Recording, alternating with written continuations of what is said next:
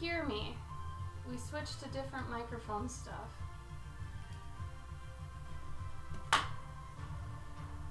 Tell me if you can hear me okay. God, this lighting is nuts. Yeah. Is that a good yeah or a bad yeah, Miltu? That's quiet. Looks like it's registering the music in the mic and it's not supposed to. How about now? Is this too loud or is this okay? Right here.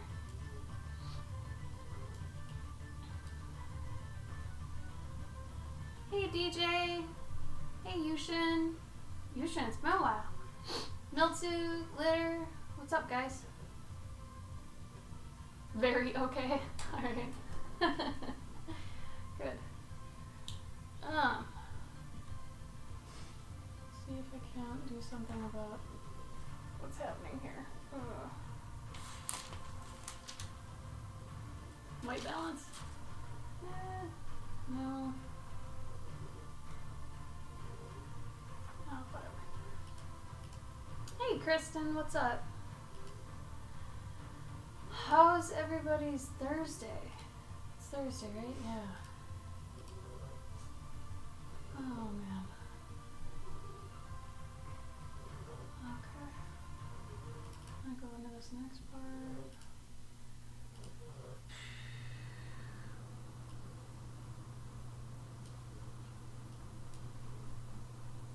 Okay.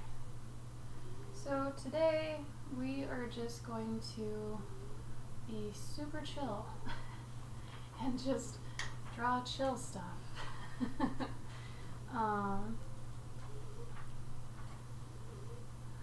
Let's see. Keep me busy, right?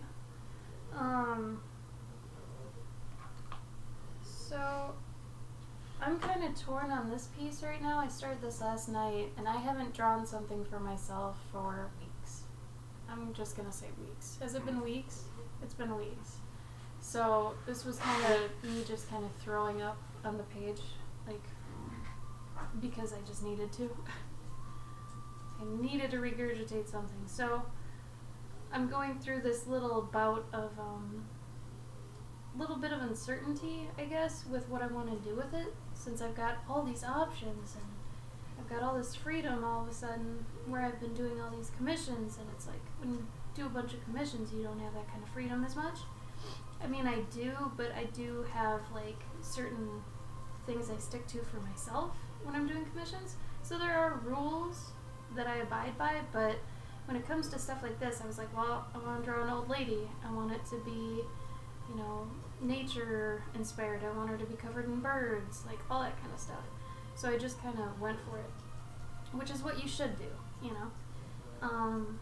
I think later I'll draw a goblin. I think this one I'm gonna actually shelve in a little bit, just because I've got to make more drawings to sell next week. Next week I'll be at Anime Milwaukee, so in Wisconsin, but I need more originals, so I've got to balance a bunch of deadlines as well as doing some stuff to prep for that.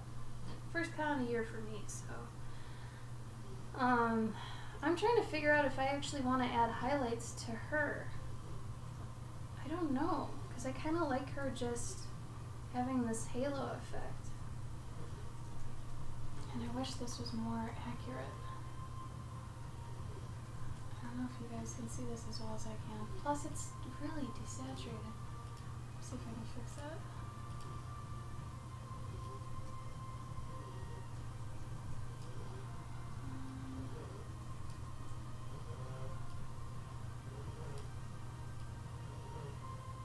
Contrast is right. Brightness maybe. It's not showing as yellow as it actually is. It's pretty toned. Let's do this. And pump this a little more. Woo! Oops. That bug still exists. Great. Oh, hold on. What was the bug? It's the bug that I told you about last time. Hey, So- Mordecai bot. OBS still has this spot thanks Gabe. This bug. Shit. Oh, now it's totally messed up. Oh god. This is not my day. I'm actually having a really bad day. Overall, it's been pretty bad. Hope your guys' days have been better. See, this is so weird.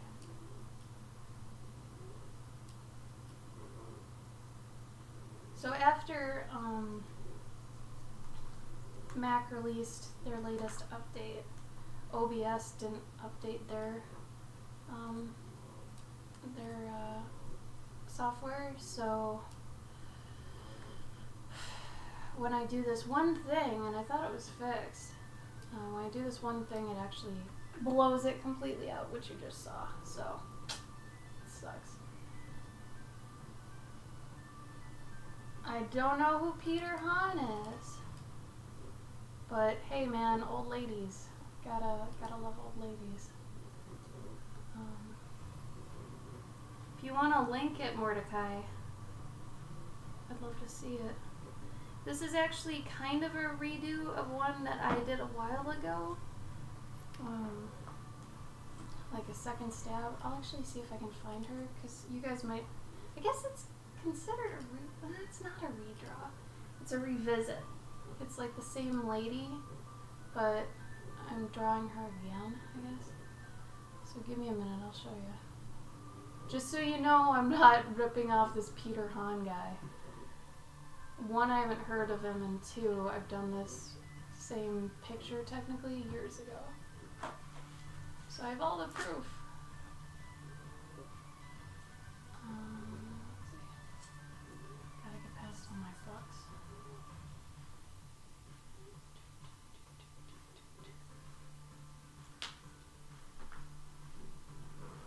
Searching. You might hear my dog snoring. Or whining.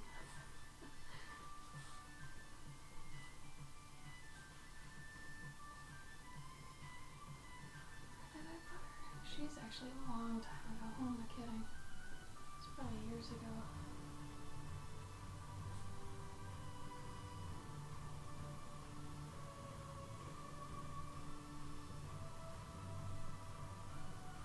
What are you working on today, Gabe?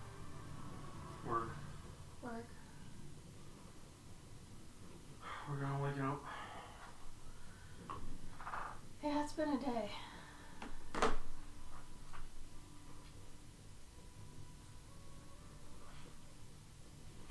Jeez, did I really do her this long ago?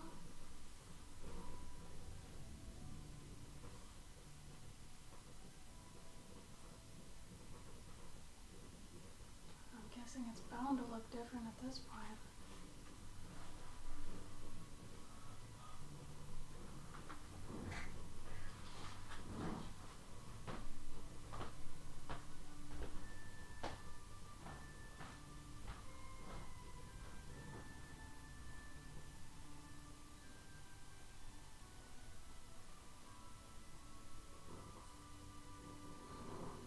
I've drawn a lot of old ladies.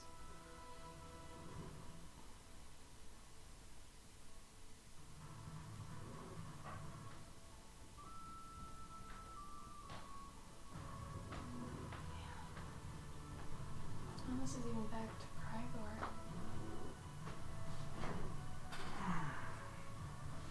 Someone that you just sold or something? Yeah, I sold her recently, but she was years old.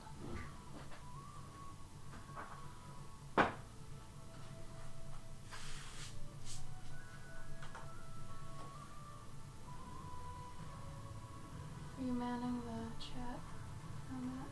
Yeah. Alright, milk soup. Good God, I must have passed her. She can't be this far back.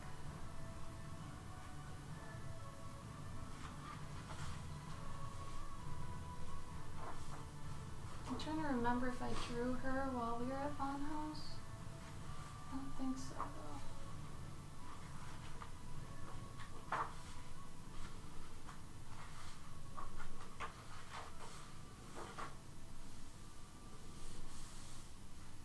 Actually making my eyes water.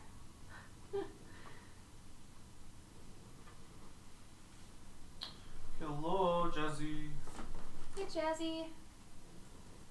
You guys want to give me a best and worst of your day so far? I'm looking for this.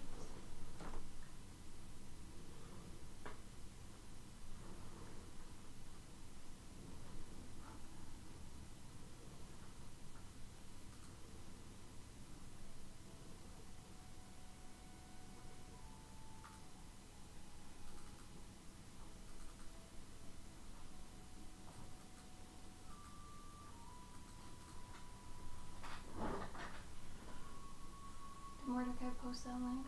I don't think so. Oh. Wow. Why can't I find it? Gabe, do you want to try looking for it? Sure. I don't think she's that far back. I don't know if I used marker on her either. Sorry, guys.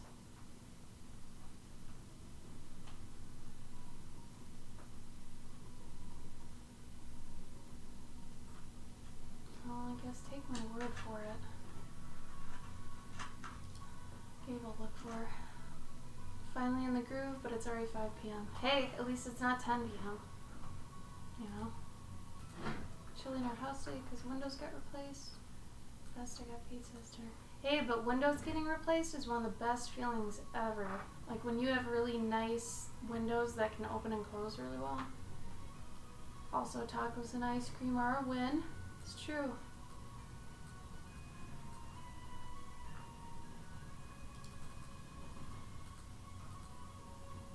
Oh, Mordecai left anyway. Thanks.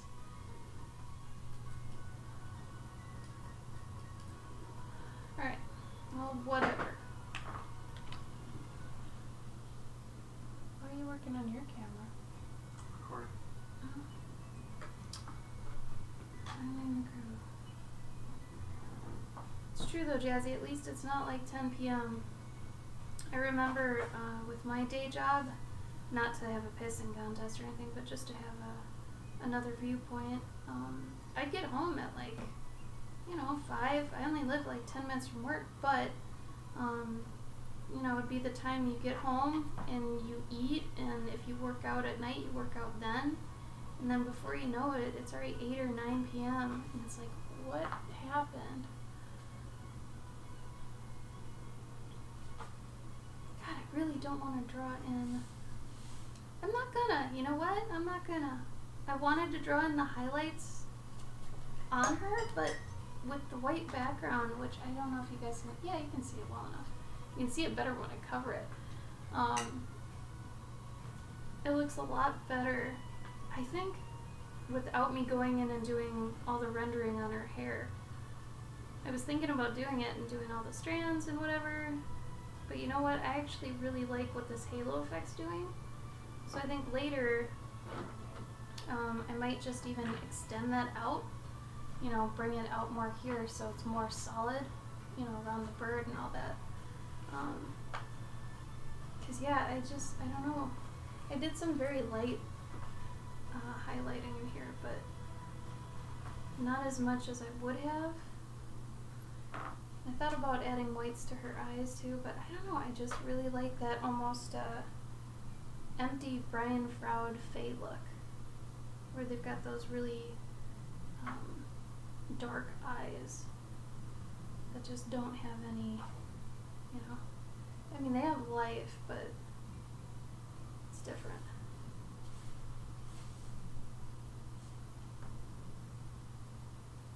Oh, glitter, that sucks.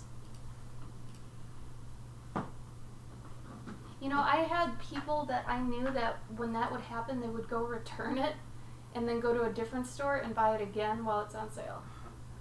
I remember people could do that. I don't know if people can do that now, but did you turn on a light? I did.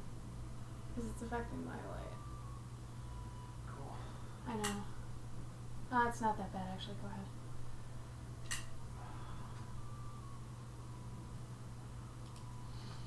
ahead.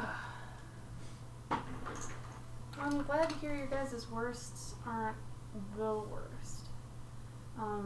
Gabe and I tried to switch up our dog schedule last night. And I actually thought I'd be okay. But I'm not good at like napping. So I got up and I was like, well, you know, if I'm tired I can just go back to sleep. No, especially just no, I didn't have like a pillow, and it's weird when you don't have a pillow. I don't know, it's just really weird. So I have the first con of the year next week, and it sucks because it's actually like I'll be going on Valentine's Day up there because it's 3 hours away now. When we lived in Wisconsin it was like half an hour, but now since we live in Illinois I have to drive 3 hours, which I have to do the day before, which is the day for setup. So Gabe and I won't even really be together on Valentine's Day, which sucks. Yeah. But for anything like that, like we're not going to be together again for like the third time on his birthday too. His birthday's in September, and September is always Dragon Con, and we're always at Dragon Con, and which means if we're working we're not, you know, together. So we're kind of used to it with cons, but it's just one of those things where it's like, well, if we can't, you know, be together for this, we'll have to do it like later, which is fine. And honestly, I'm a big fan of putting off holidays because usually things are on sale or, you know, places aren't booked, that sort of thing. So like put it off a week or so, if not a little more or less, because, you know, it'll make it so you can actually have a good time. And who cares if it's on the exact day or not, you know? If anything, you might get more of a response or whatever if you do it later, you know, and you finally post stuff, if you're into this, I mean. And people are like, oh, this is yours, instead of being flooded on that day, you know? So I'm going to be selling this one next week. So anything I draw on this stream today, if you guys want dibs on it, just say you want dibs. Because honestly, that's what these are going to be for. They're to sell. So if anybody wants it, let me know.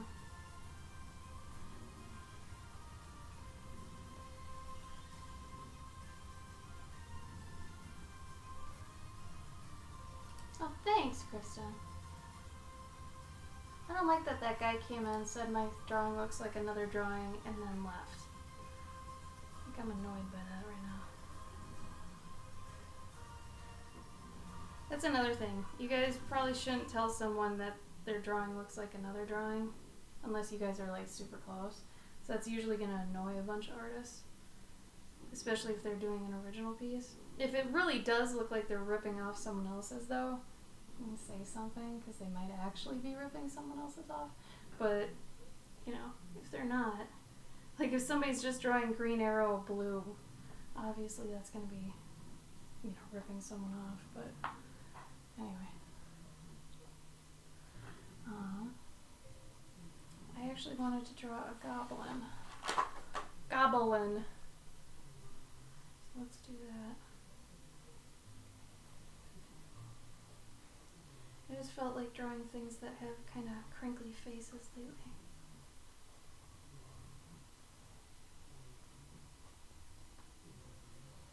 Flu? Oh, mage, no. Oh god. Did you catch it from somewhere or something? Somehow? Do you know how you got it?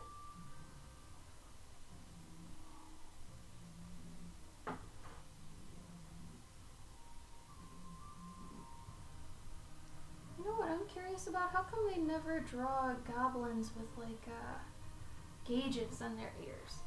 I would think like out of all the races, goblins and maybe orcs would have gauges. Mm-hmm. You know? No. Oh no, you're roomy. Ugh. And your sister?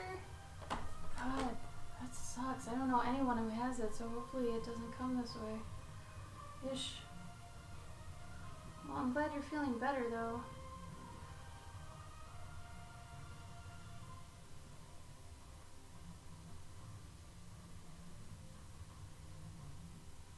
I'm trying to think of what kind of goblin those are like.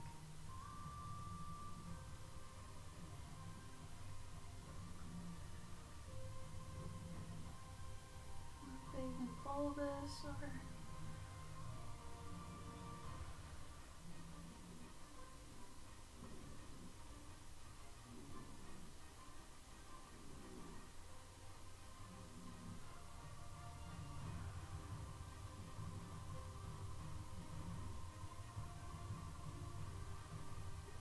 Maybe we just walked in on him while he was eating, so maybe he's got a bat wing sticking out of his mouth.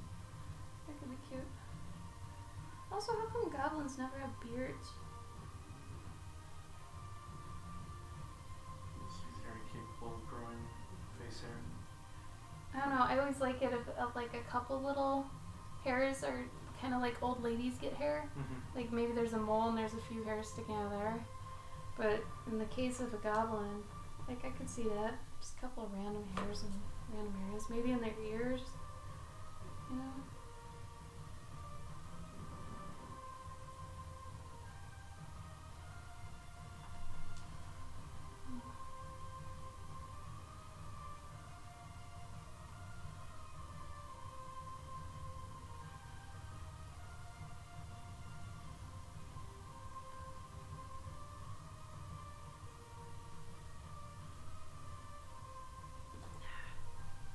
I also want this one to be beady-eyed.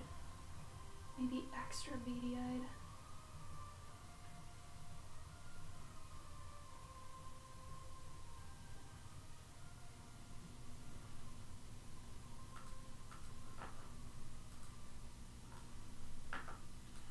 This one? No, it's of, she looks almost exactly the same as the one I drew. And her hair is everywhere, and she's got, like, twigs and stuff growing all out of her hair.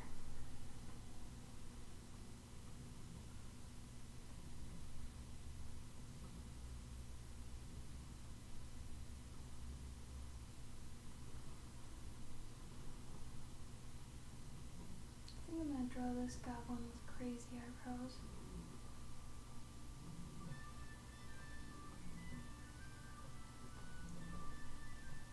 I really should be working on my commissions today, but I needed a day where and it's probably not even going to be the whole day, but at least a few hours where I was drawing something of my own. So I've been really bad at that.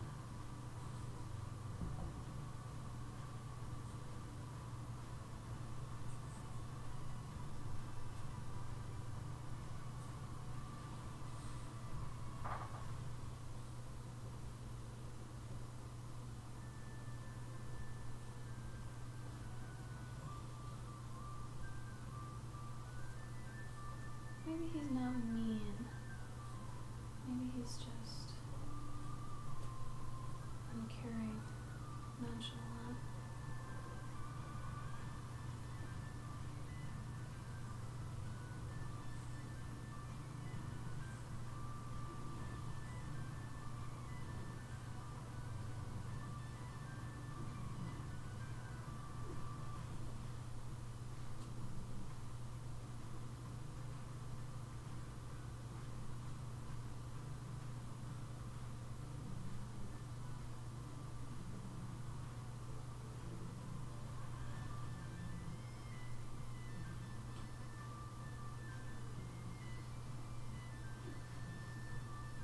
Is anybody drawing while I'm drawing? Anything like that?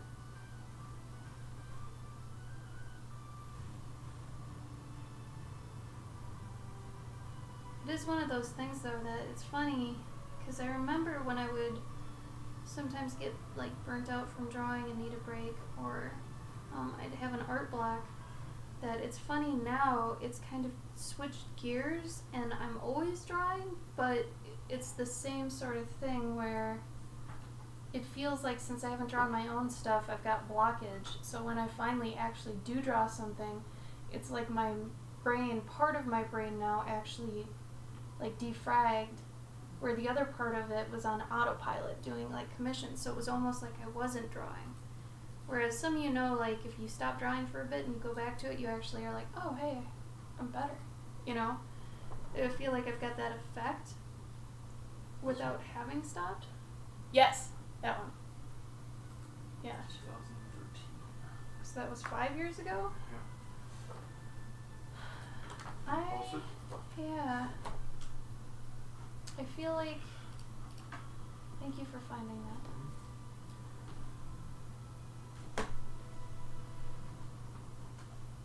I feel like I've improved. Mm-hmm.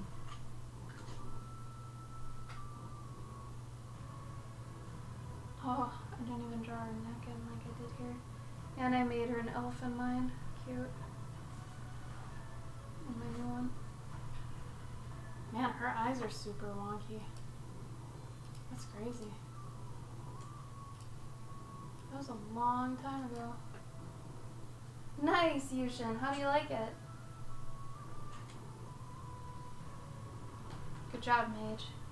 I saw you were planning to do like a 100-face challenge. I think when you do that, you should probably mix it up and not just do like digital or just pencil. Like, try doing it in a bunch of different ways, because you might find out that you do faces better using a certain medium than another. Are you gonna, Mage, are you gonna be doing like different, I guess, poses of the face and not just a head on? Like, I hope you've got like views. Huh? You're saying views. Yeah, different views.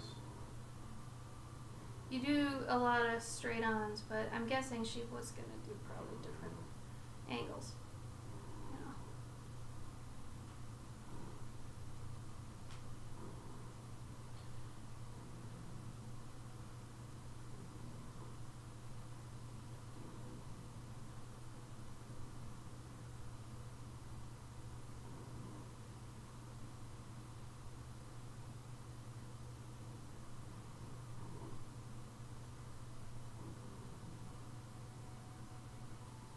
Also, this is me just like spitballing designs too. So don't ask me what they mean. I have no idea. This one almost looked too much like a seashell, so I changed it to like talons gripping instead. I didn't want it to be seashell.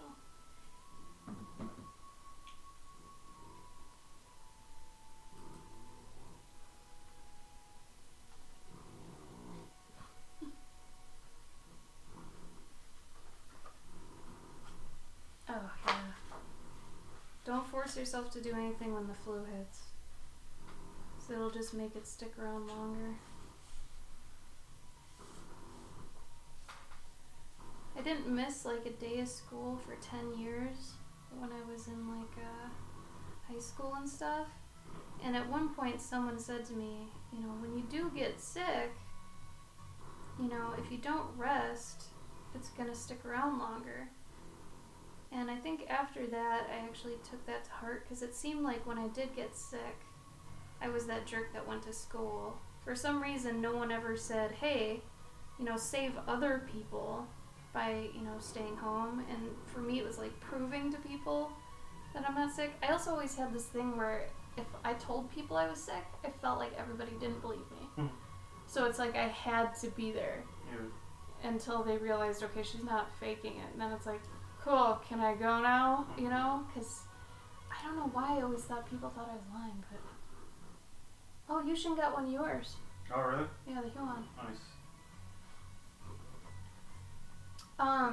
Yushin, if you ever have a problem with it, ask Gabe, because he's actually had a lot of, I wouldn't say trouble with it, but he's had a lot of little quirks that he's already troubleshooted. Yeah. Like, one had to do with the HDMI cable, and the fact it just needed a new one. Yeah, it was just a crappy one. So if you get a better one, it'll work a lot better. Then again, I am using a Mac, so maybe there's something to do with that. Also, just don't draw them straight on, Mage. I would almost challenge you to not draw any of them straight on. Yeah, just to 100%. yeah, just to see how that goes. Just to like really mix it up and, you know, be really different with what you're trying to go for. Like from underneath, from above, from quarter angle, like. Because anybody can do straight on. Yeah. Let's see some other ones. You know. If you really want to grow. Because honestly, so much of the time when people do draw faces, it's never straight on. Yeah. Like, except for this one. Okay, I'll give you that. I just wanted to do a straight on. But she's at least, like, tilting her head back.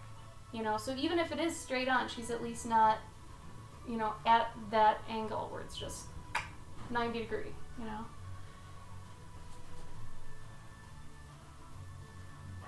But I commend you for doing that. Not a lot of people would even, you know, like the hands and feet challenge, it was cool that started going around. I was impressed with that. A lot of people did really well. But yeah, if you can actually make like a face one catch on, that'd be pretty cool.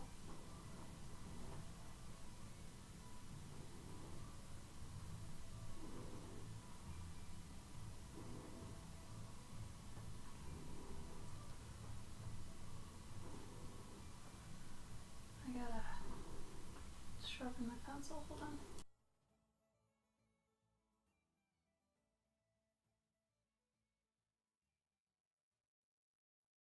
Doing that thing again.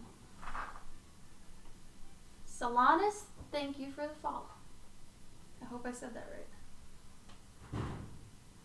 So that's the stuff that's right outside the window getting blown around. Yeah, there's like a little watering can your sister had there. Oh. Some stuff like that.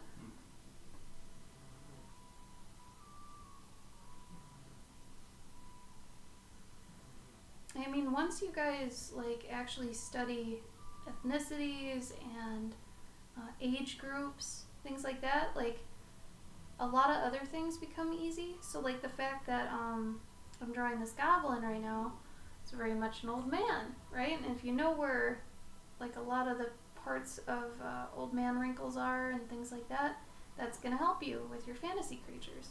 That's just the whole drawing from life is going to help you, you know, draw other things. It's going to bleed over into other stuff.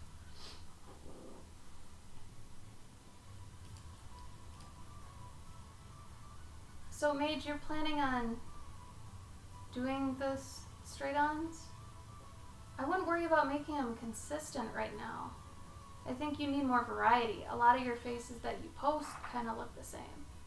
So I think it's more important that you actually start drawing different things, like how big this nose is and how tiny a nose can be and stuff like that. I'm playing with that instead. Oh, yeah, and Mage, I would say get away from celebrities. Because then you already have this... Plus they have perfect faces, yeah. and that's not fun. Draw like your aunt, or pick someone, like type in ugly person on the internet and draw those people. Don't draw celebrities. I know you're trying to like probably test yourself on how close you can get. That's not good for where you're at right now. That's like for people who are trying to get to hyperrealism. I would definitely say to stay away from that right now and to actually just practice just drawing a whole multitude of different kinds of people. You know what sucks too is that like when people are drawing like celebrities, like you have an idea of what they look like in your brain. That's true. So you're already sort of giving yourself a handicap. Yeah, you're already tainted. I'd say it's almost like doing like drawing like Spider-Man. Like you know what Spider-Man looks like. Maybe you're missing a couple of the like the little things here and there, but for the most part you know what he looks like. Yeah. So drawing him, you're not thinking that hard. But if you draw a complete stranger, not only that, but you won't have any. You're not going to have any emotional connection to this person because you don't know them. That's true too. Regardless of if you like, Sherlock or not. Yeah, exactly, Yushin. You get it.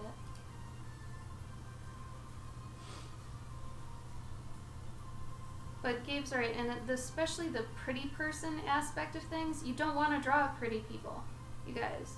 Like, that's not real life. We all know celebrities aren't real. Like, in terms of, when you're looking at normal people. So, like, let's say you did celebrities, right? Let's say you got really good at those. Then your grandma's like, oh, can you draw me and your grandpa?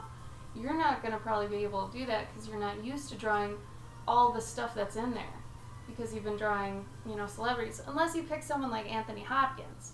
Mm-hmm. If you go that route where you're picking out maybe ugly celebrities, okay, but Gabe's still right in the fact that you have an idea of them already in your head. It's better to just get someone thrown at you that you've never seen before. That's the whole thing with going out and drawing people too. So I would say to try that first, draw someone you've never seen before. I think that's more what he was getting at. Yeah.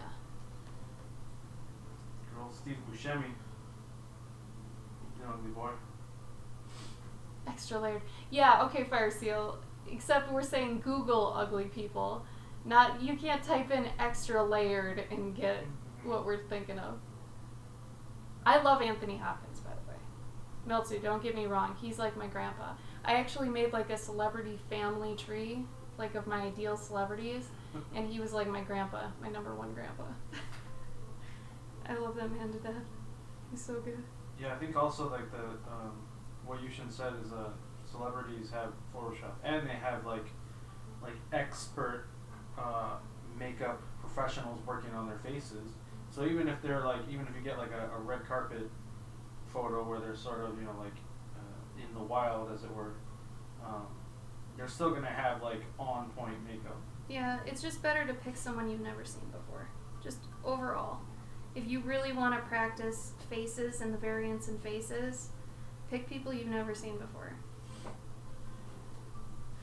Because that's going to be you see them, that's your first, impression of them, and, you're going to have a fresh take on it. Instead of being like, well, I want this actor from this movie, in this look of him, that sort of thing. It's like,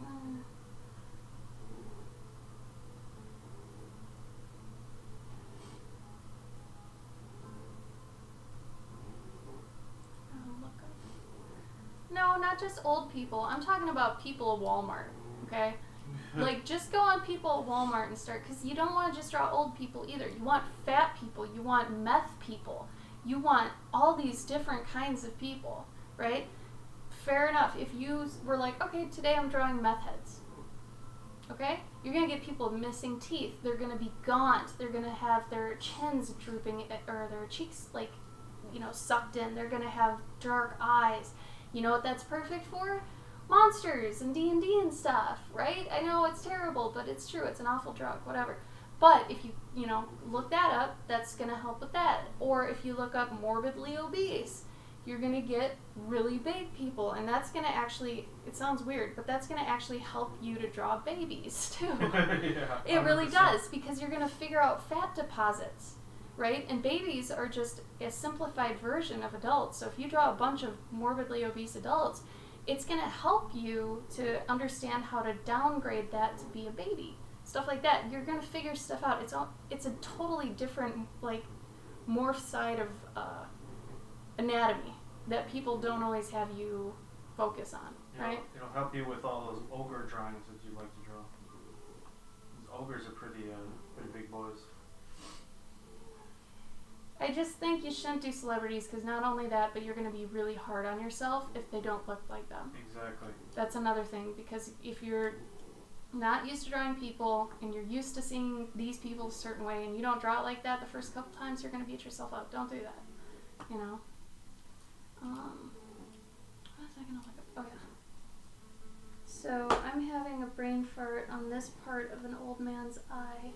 So I'm typing in old man stock, which when you want really nicely lit photos of things, and they typically give you a really good array of different types of people too. So put stock in it, because that's going to give you stock photos. You don't always get stock photo quality or even the thing you're looking for if you don't put that in.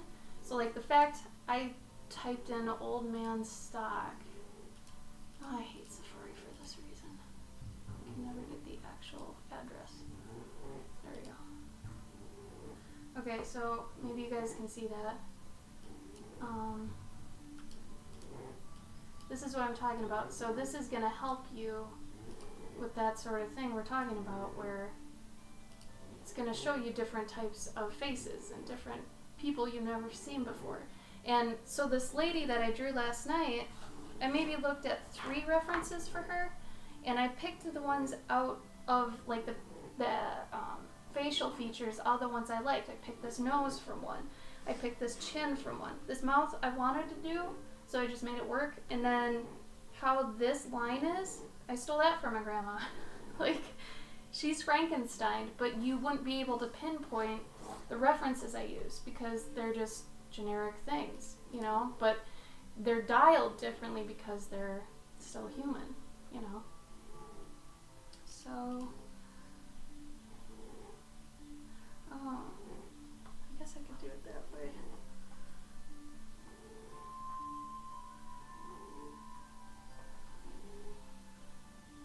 And I do have, he's kind of a spry goblin, seeing as he has pretty plump eye lines. Yes, he's eating a bat.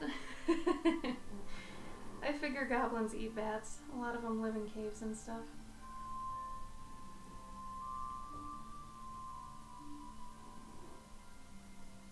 And I'm going to give him a little bit of kind of a pathetic beard. Because I feel like they'd have pathetic beards.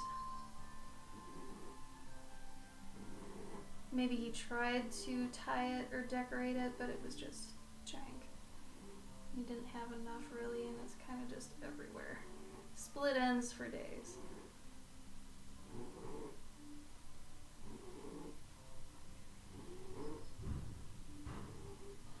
I'm gonna have to go take that thing off. It scares me sometimes.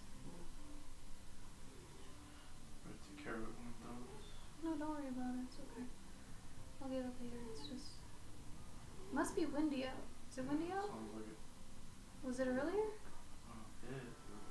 Well, it was like 40 this morning, and it's supposed to get down to 13 tonight. So it's gonna dip. That's for sure. Could be a fruit bat. Cute. I should also probably look up a reference for the bat, but this is just kind of what I remember about bat wings. But at least I remembered enough for you to realize it was a bat. So, I did something right.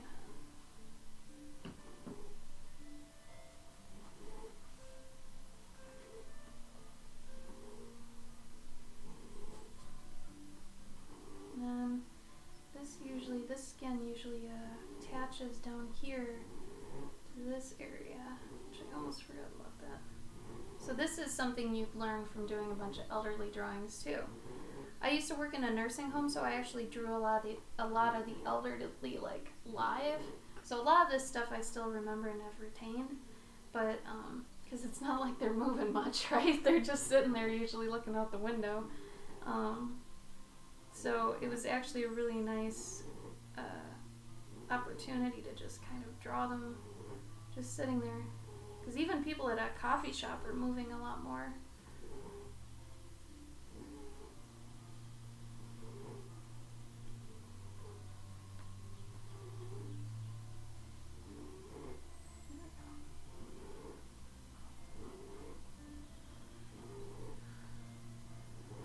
Oh, bye, Glitter.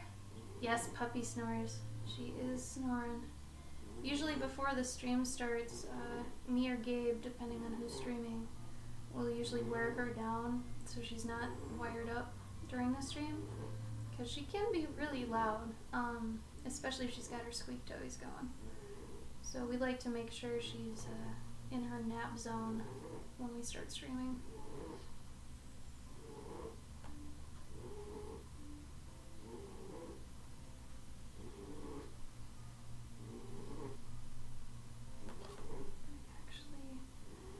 This hat down. I like showing clothing and stuff kind of falling off the figure. So for the hat, I'm gonna do that.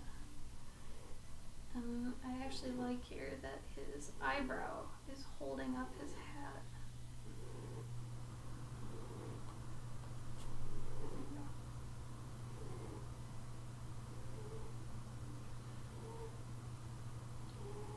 some fun little secondary action here is the fact that his knot that he's tied his hat from is falling forward, kind of like bunny ears. And the fact that that makes you think of bunny ears will give him like sort of a playfulness about him. So that's just like a character design thing. There are little things that if you do them and add them to your character design, it's gonna make people feel a certain way, which in turn will make them feel a certain way about the character. So these have actually made him look more gentle or fun. The fact that I've had that, sure he's eating a bat, but he's also got these cute little like bunny ear ties on his hat, which make him a lot less threatening, you know? Little things like that, when you can add those in, that's why you have to be thinking about the design of the creature or character the whole time. As you're going, well, it's like, what part can I add to this thing that I'm doing right now? Like if you're doing robes, if I was doing the ear and I wanted him to look more young or happy, I would have done it up and to the right and even upturned a little bit, you know? So I would have done it that way to make him look more happy and cute. But, you know, every little piece works into their body language. Bye, Fire Seal. Burke, thank you for the follow. For new people, here are my socials. I'm trying to get better at sharing them while I'm streaming. Oh, Jazzy, you missed a bunch about character design. You may want to rewatch that later. I don't know how much you're into that, but sharing little things here and there. Oh, bye, Miltsu. Thanks for stopping by, guys. I'm going to sharpen this again because it's actually getting dull somehow.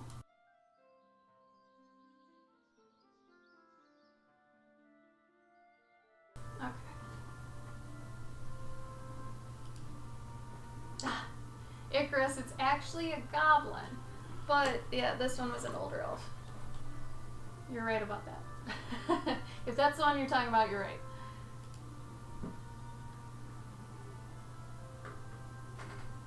Oh, good, Jazzy. Well, that makes me feel good. I'm glad I say things that are worthwhile, you know? Let's see. Yeah, I was gonna go back to this. So, higher brow lines on people. That's a hard one. 'Cause honestly, that's probably, I could just give him probably some tattoos, but I don't know. Sometimes I feel like tattoos are actually more of a, I don't want to say a cop-out, but I feel like it's almost like writing the character on their skin. Like, I'm a badass, you know, if you've got tattoos. Something like that. I feel like it's almost too obvious. Like when you're doing a goth character, if you put in like, fishnet, it's one of those go-to things that's almost cliche. So with a lot of those things, I usually just kind of write them out of my brain because it's like I want to challenge myself a little bit more than go with what would be obvious. The only time I would say go with something obvious is if it were for something more generic or something that had to embody a group. And this is where stereotypes can help, I feel like. I know there's a big stigma of stereotypes, but you can stereotype some things. And when I was in mobile games, you had to do that. Like, that was part of my job, was to stereotype certain groups and people and things like that, because, you know, when you choose a character or something, you have to embody an entire demographic, basically, in an image. So you have to figure out how to do that and to communicate that to most people. You're never going to get 100%, but if you can go, you know, for a good amount of them, then you're good, but still. Oh, the goblin looks decent. Thank you. Glad he's decent. I was sort of getting a sci-fi vibe. I don't know. From the goblin? From everything you do. Oh, really? Thanks, kid. Just trolling. Everyone is.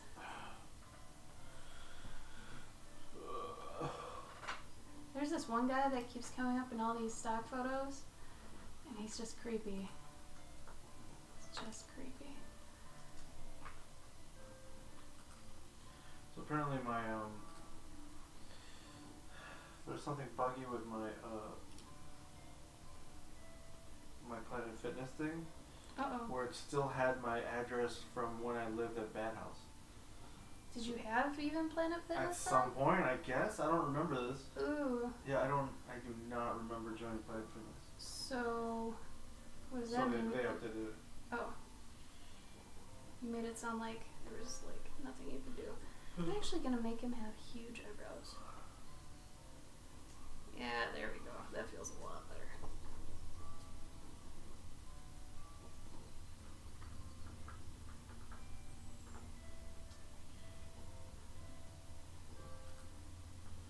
Hey, Ninja. Hey, Greg.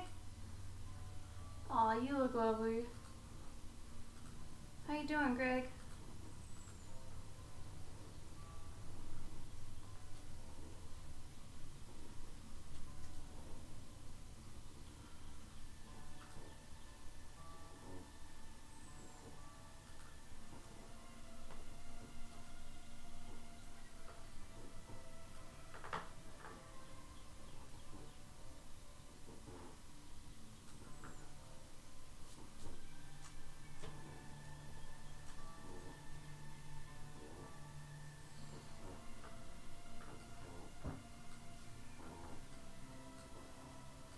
I don't know if I want to connect those, actually.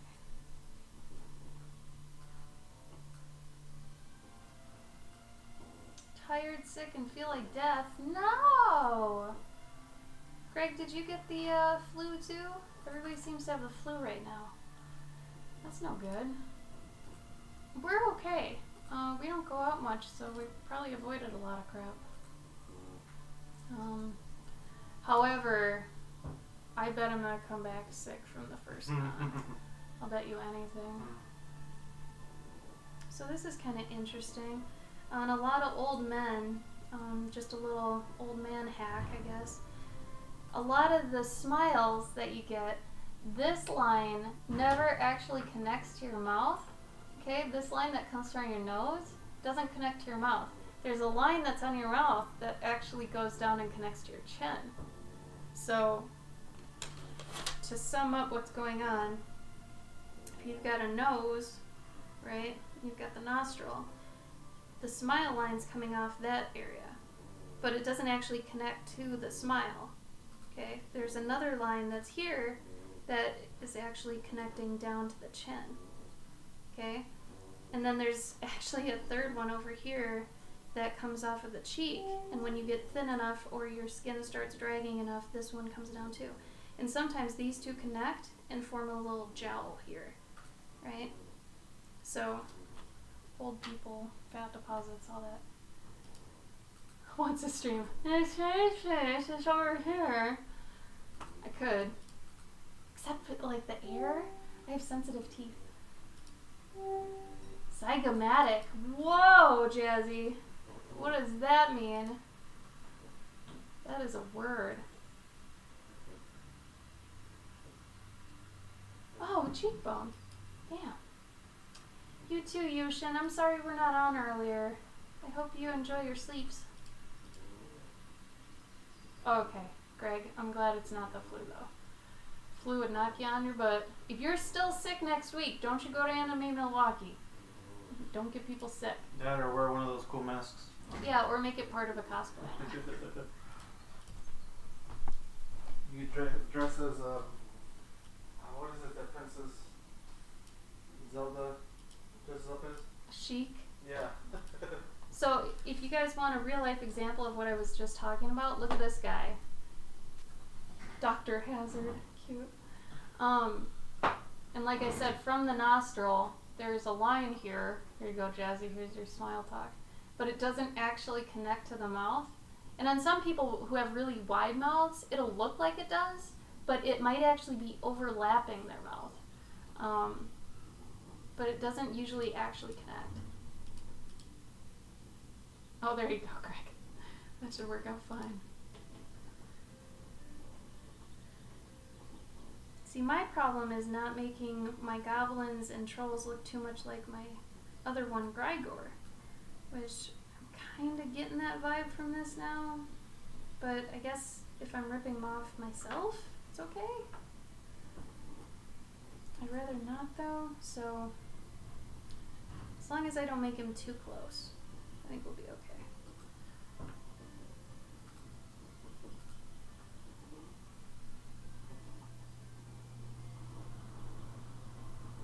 So now I'm gonna type in shirtless old man. And then add stock at the end to make sure I get stock photos and not something stupid weird. Okay, I still got something stupid weird, but that's okay. That's okay. Oh no. I'm gonna type in shirtless thin old man because I want him to be thin. So if you're ever looking up like references for stuff, make sure you're also looking up things that are just similar to what you're looking for. So he does have the physique of like an old man, right? A thin old man. So if I just look up thin old man, I can basically use that as a reference. Oh, some of these are not good.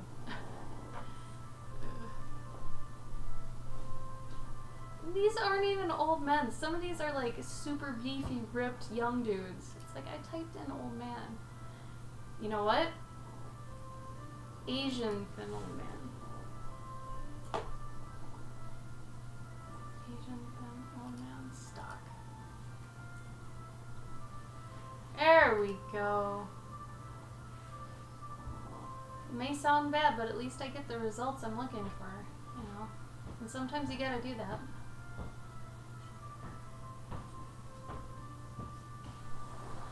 Let's see.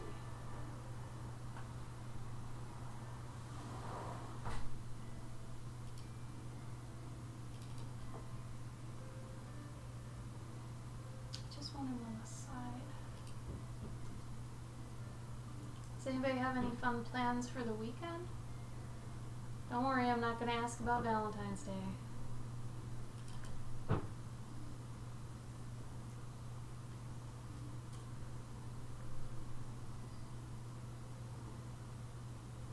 Oh, cute. Oh, Greg. Thank you for telling me I'm cute. I was sad because of my glasses. Because I was like, well, I don't have my contacts, so I got to start wearing my glasses on stream. But then I was like, you know what, screw it. I don't know. But thank you, Greg. I always appreciate your puns. Working on some aces? What does that mean, Kellen? I have no idea what that is. That sound? Yeah. Oh. I think I actually maybe. Is it the things like top opening and closing? No, I think I fixed it. I think there's like a.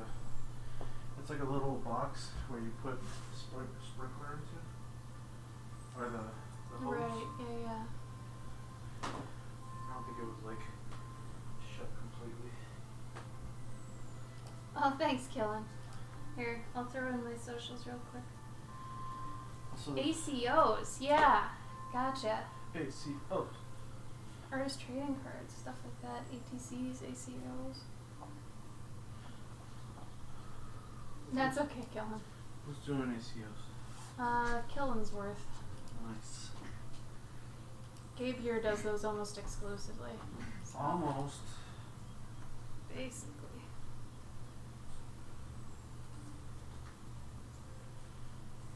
I keep wanting to get into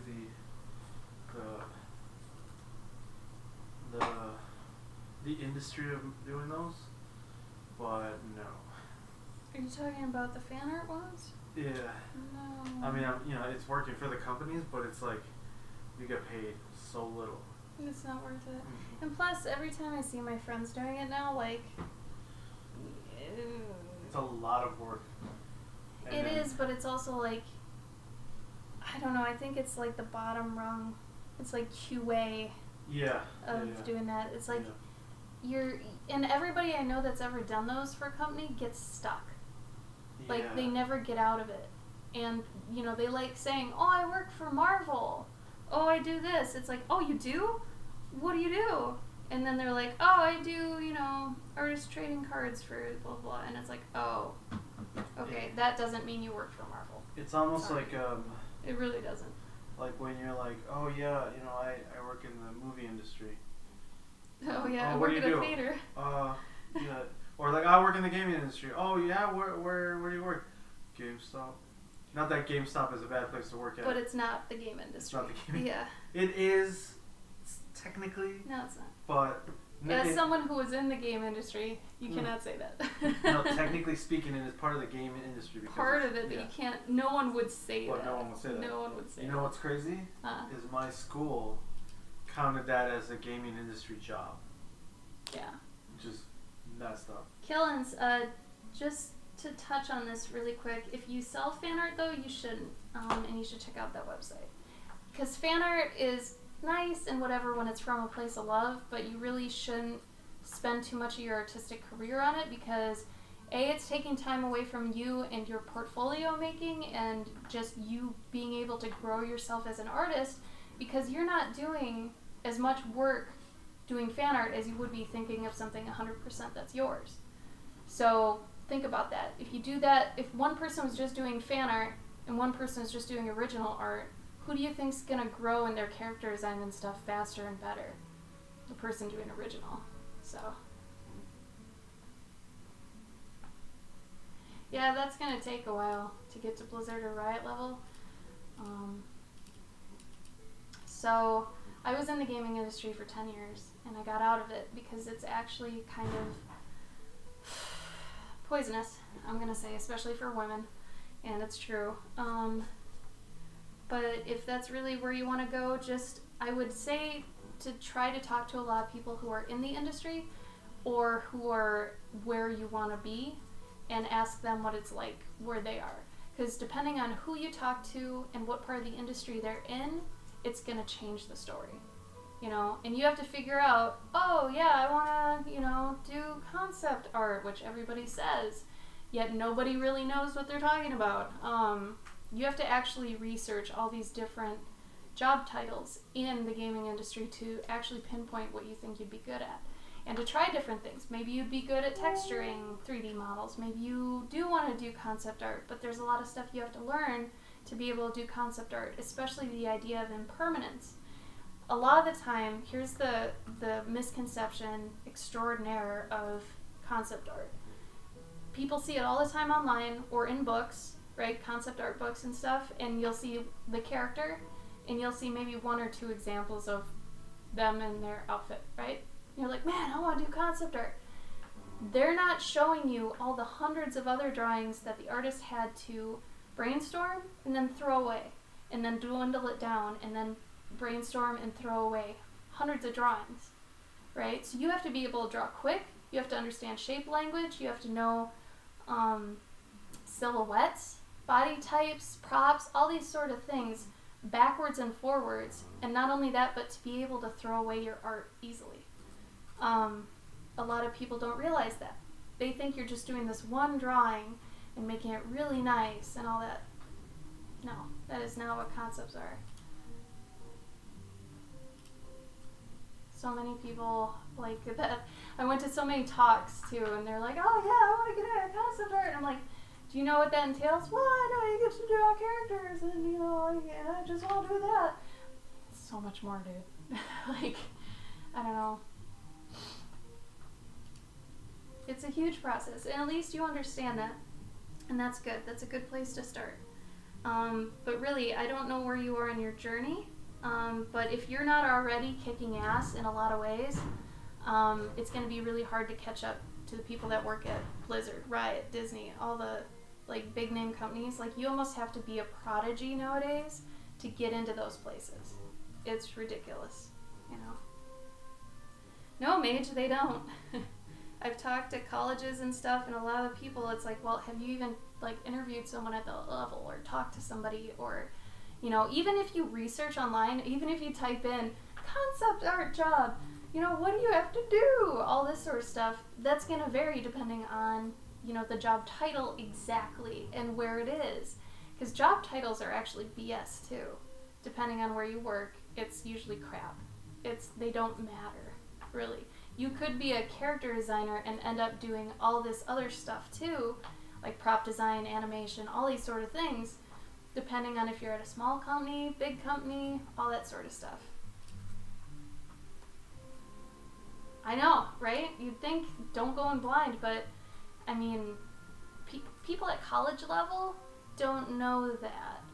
And honestly, if you're not digging into that society and that industry and actually like going out and finding out, okay, so here's an example.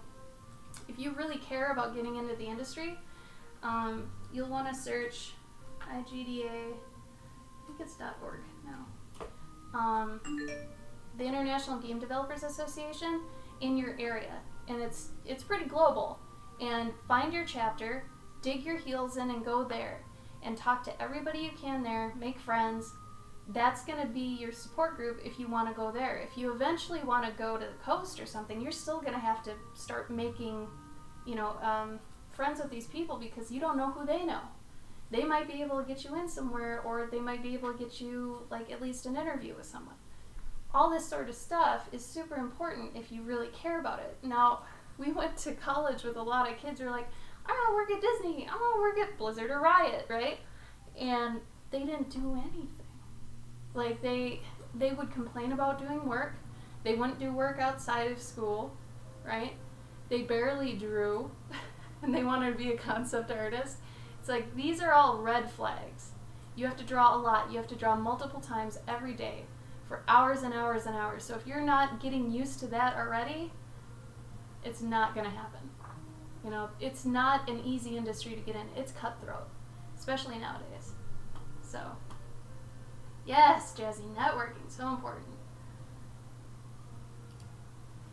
And what's really funny is nowadays, conventions are becoming very much a networking thing. Where if you're not going to cons, you're missing an entire demographic of people that are very active online as well as in person. Whereas if you're just an online presence, you're missing half of it, if not more.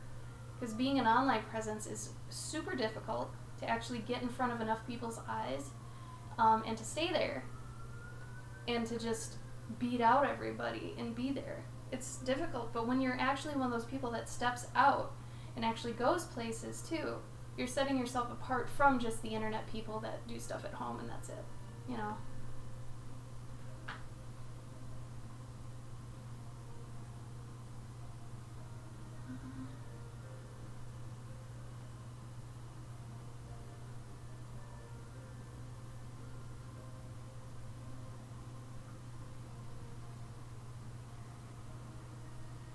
Like, Gabe's a comic artist, so he can speak to that side of things, but both comic art and game art, which we both have experience in, he's been in comics for over 20 years, right? Mm-hmm. So it's not easy, man. Nothing's easy, especially art. Like, there's no easy way out. You really gotta, push, and there's no stop pushing. It's not like you get there and you stop and you're like, yeah, I'm here. No, that doesn't happen. So if you're not the go-get-'em type, then it probably won't happen for you, honestly. Which a lot of people don't want to think about or accept. A lot. But it took me a while to realize that you don't have to be working for Blizzard or Riot or anything like that. I know that sounds great right now, but you might end up working at, a little local company and being their number one guy. And that might be enough for you. And you have to understand that that's not bad. There's no failing with that. Failure isn't this universal concept, really. It's on a person-by-person basis. Your idea of failure is different than mine, as is your idea of success is different than mine. My idea of success is just being comfortable with money, maybe not famous, but at least known for certain things. I don't want to be top tier anything. But people in college, I remember they're like, oh, I'm going to be a number one animator at Disney. It's like, You are a product of Disney. That's what they want all of us to think, you know? They want everybody to be like, oh, I'm special. Oh, I can do it. Yeah, you can dream it, but you gotta be able to work for it too. And they never told you that. I think the only Disney princess that actually worked for what she got is Tiana. She was the only one. And I think that was after Disney is like, shit, we made all these entitled kids. Uh-oh. Yeah, so, I mean, at least you know that now, Killen, that you might not, and I'm gonna be honest, I don't know anything about you, but if you're not, like, top tier artist right now, you're probably not gonna work for Blizzard or Riot. Like, if they don't already have their eye on you, you may not work for them, ever. I mean, unless you're, like, 15 right now. Don't tell me your age. But it's one of those things. It's like, you know, unless you just drop everything and just start, you know, working your ass off and living and breathing it, and I mean that, I mean, you won't catch up. Because there are people out there that that's all they do. And you're competing with that, you know. But as long as you're okay with, you know, maybe not getting that far, but getting to where you're happy, that's more important. And with the people we went to college with, they never thought about that. And I think that should have been, like, one of the things the teachers should have brought up.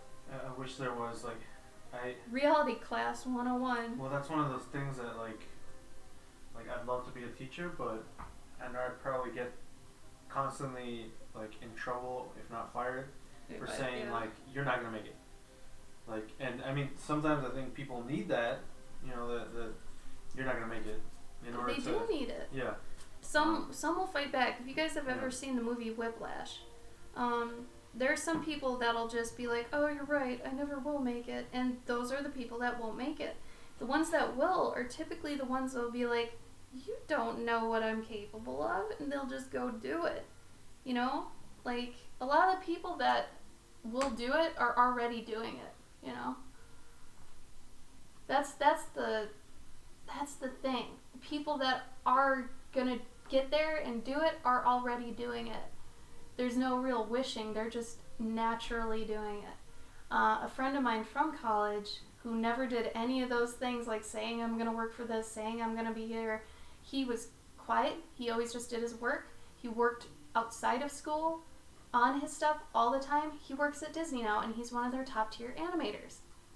Because he actually forewent everything else. He didn't have a relationship. He didn't, like, do anything excessive. He skated by just to work on his stuff. And that's where it got him. Because he made all those sacrifices. Everybody else wanted a party. Everybody else wanted relationships. All that sort of thing. If you want a family and all these sort of things, you either have to put it on hold or just admit that you're not going to fully get there, you know?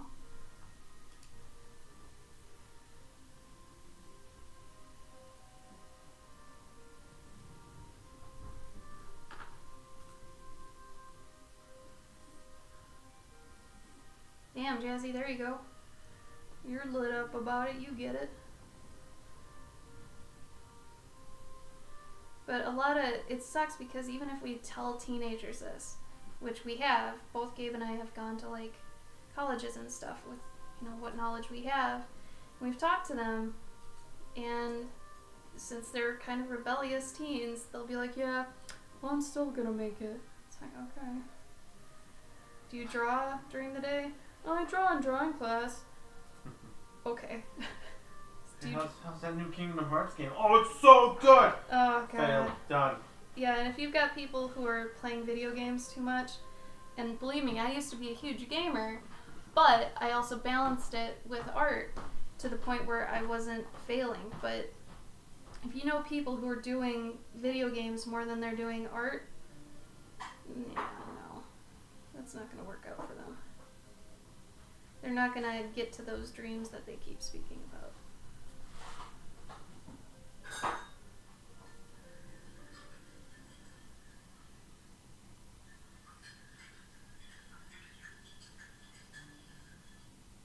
I think the most unfortunate thing is that some people don't won't admit. I think you said this already, but they won't admit that They don't want to do the work. Well, no, that they're never gonna be anything. You know. Yeah, they don't want to think that. Like, Yeah. a lot of my friends, and Mage, that's actually a pretty accurate statistic. I know for a fact I was one of the ones in my class that went on to the game industry, and I think maybe one or two more. So yeah, you're about right. It's one of those things where those people just, if they're all talk, they don't walk it, right? And a lot of people just say things. People always say things, you know? But it's weird that seems more attainable to people than when they say, oh, I'm going to be a quarterback in the NFL. It's like, no, that's the same thing. Yeah. It's really like the same thing. I'm going to be a quarterback in the NFL. I'm going to work for Blizzard, being a concept artist. I'm going to go to Disney and be a top-tier animator. Those are synonymous. That's the same thing. And the NFL quarterback thing sounds ridiculous, right? How many teams? So do the others to us. Like, NFL. kids think it's easier. It's not. Especially now. Okay, there's 32 NFL teams. That means that there are 32 quarterbacks, and then I think they have like the dudes that are, you know, that they throw in just in case, right? Watch us try to sports. I'm assuming that they have like a backup quarterback dude, and then maybe let's have like a triple backup dude, just in case both of them get, you know, I don't know, like arrested for dog fights. I don't know. So that's what 32 times. I can't do math right now. See? That's 96 people out of, what's the population of the USA? 325 million people. 325 million people. 1, 2, 3. 1, 2, 3. Divided by 96. That's 3.4 million %. I don't know what the math is. It's probably like the lottery. Yeah, but there's only 96 quarterbacks, and then you think about Blizzard. How many employees do they have? Yeah, how many employees? How many artists do they have? Actual artists. Yeah. Not like I do 3D. Not like I'm doing the backgrounds, but a concept artist they don't have. They have like as many as you can count on your body. Oh yeah, Jazzy, everybody has doubts. And doubts are fine, but there's a difference between doubts stopping someone in their tracks versus firing someone else up. And I think that's just a difference of work ethic, you know, and confidence. Because, I mean, if you're still saying, oh, I'm a terrible artist, oh, I can't draw, I'm so bad. If you look at your work, if you crumple, burn, or rip your pages when you're done drawing them, you're an amateur. Okay, I'm just gonna say you're an amateur. That's like throwing a game controller when you're mad at a game. It's immature. Don't do that. That's not how you constructively work with art. You know, that's not what we do. That is not what we do. So I mean, it's good to be aware of that kind of stuff, so you don't fall into bad habits. And if you are one of those people, you have to stop that. Because you're not going to grow the right way then, you know? Let's see. If it is, Killens, if it is actually a motivational tactic, I know some people would say that they want to work for a bigger company, and then sometimes that'll scare them if they're having a bad day, and then they'll just stop and find it easier to go pick up a video game and do that instead. So, you know, if it fires you up, good, that's one thing. But the most successful, I know that works, like the most successful thought process that I know works for people is to set little goals, right? And then attaining those little goals quickly, and then being able to use that momentum to make bigger goals and to actually keep that going. That's one of the real ways you succeed. You don't set a big goal and just go for it. That's failure. That's like, you don't know carpentry, you want to make a table. You don't know what you're doing. Or like, I'm not a mechanic, I'm going to go restore a car. No, that doesn't make any sense. It's the same thing. Similar with people that we give I'm going to say it's a storytelling class, which, like I said, Gabe's been in comics for 20 years. I have storytelling background, stuff like that. And we give this class on storytelling where we're so sick of hearing people saying, oh, I have so many stories, I have so many characters, I have this, that, and the other thing, and we're like, oh, cool, let's see it. No, they don't have anything.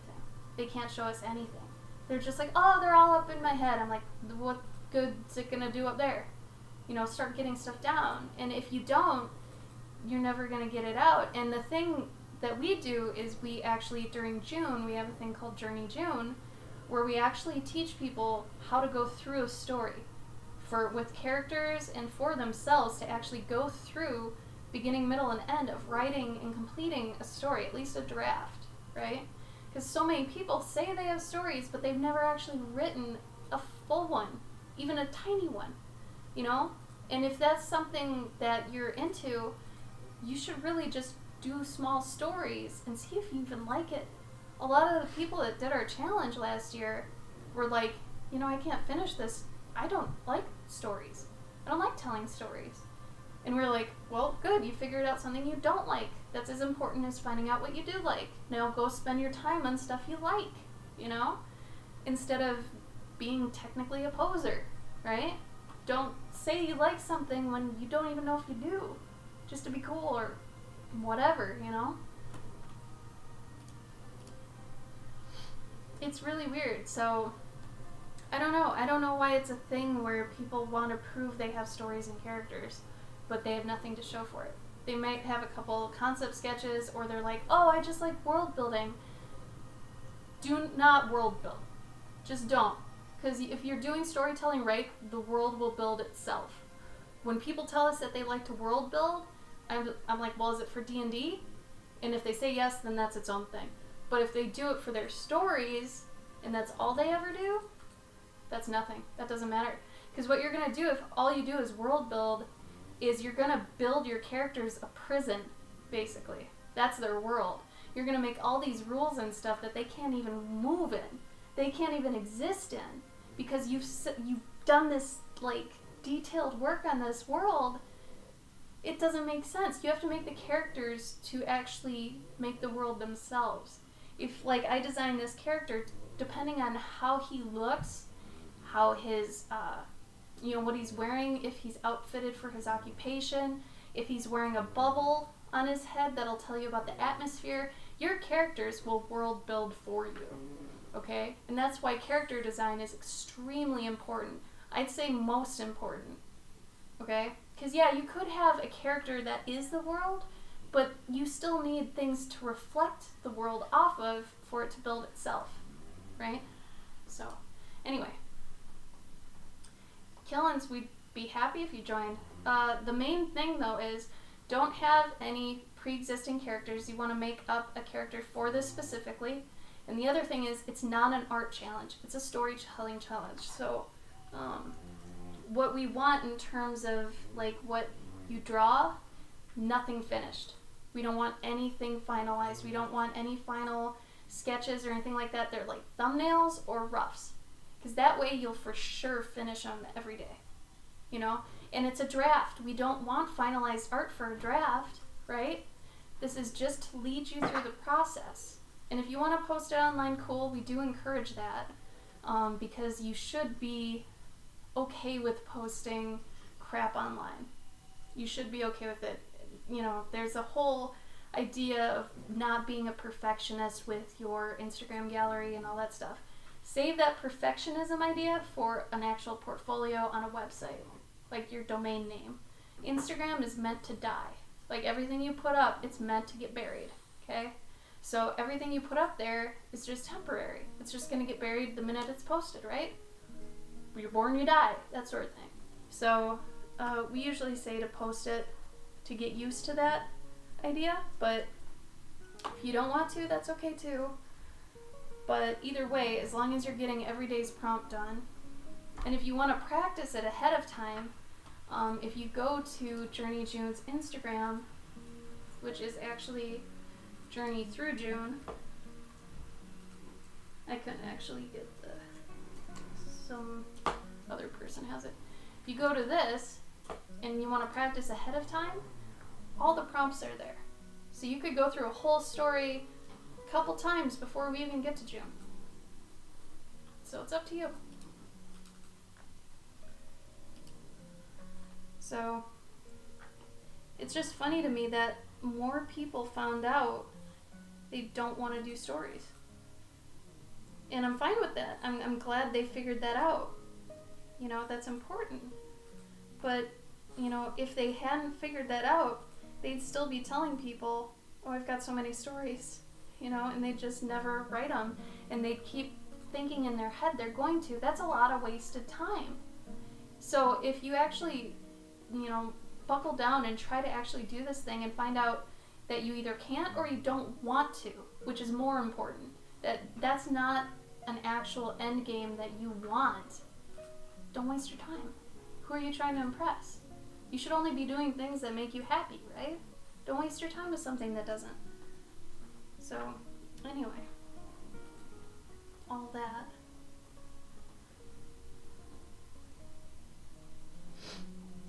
Let's see, I can give him some rags. You still doing like a time lapse? No, What was it for? it's about Pen Friday. Oh, Found Pen Friday.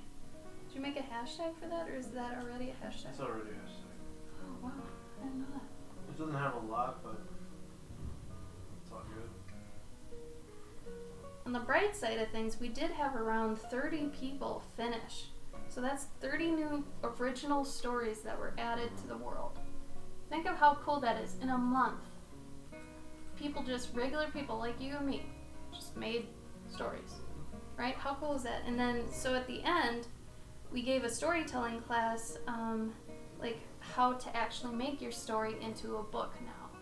So you could actually take what you started, bring it to full fruition, do a draft or 2, 3, 4, however many you need, and then actually make it into a product, which was the ultimate goal. It was just hard to, I guess, ship the idea with that at the end, because a lot of people would be like, whoa, I don't have time for that. But if you can just do a first draft of a story that's a little bit more consumable, you can do that a little bit easier.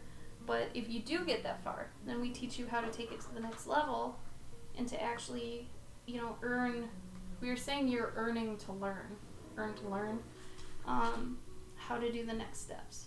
So, I don't know.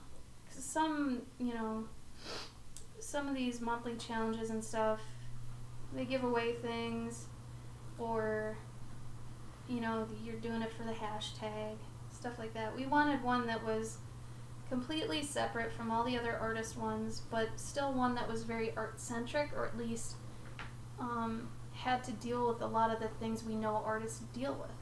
Which a lot of them make all these characters and stuff and want to do something with them, but don't know how. So we kind of start you off figuring out, you know, what you can do with those characters. So it ends up being pretty helpful, I think. Plus it was really cool to actually go through people's stories and see what, you know, was important to them. Because obviously the story they're spending a lot of time on is important to them. And it's really interesting that there were 30 different worlds that were added, you know? So it was really exciting. I look forward to it.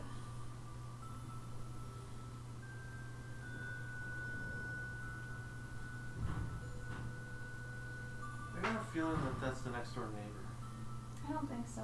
Because there's nothing out there that could be making that noise.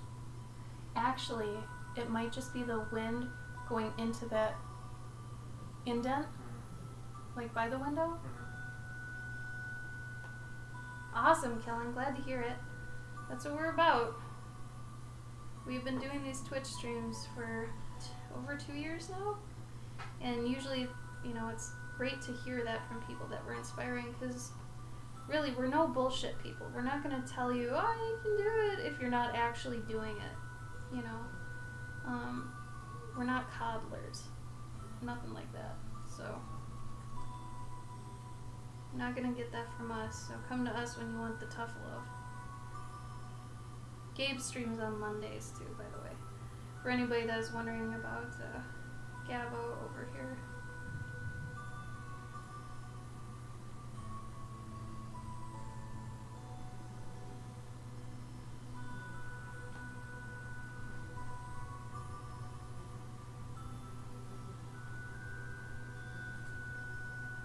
Can you imagine if we had like super high speed, like light rails? Like, yes? So then you wouldn't have to like fly anymore. Oh, that high speed. Yeah, like Oh. if you could go from like, like New York to, I don't know, like Chicago and. It'd be cool to go from like here to Japan underwater, like underneath Yeah. everything. That'd be cool. That would probably still take.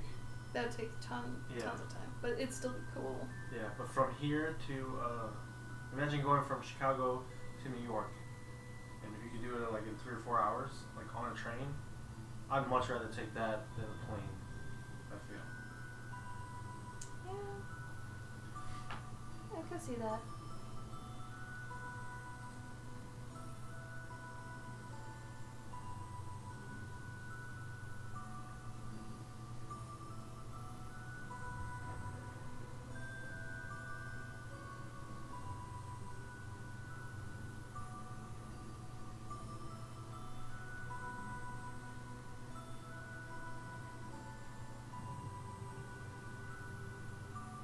I gotta sharpen the pencil. Hold on, y'all.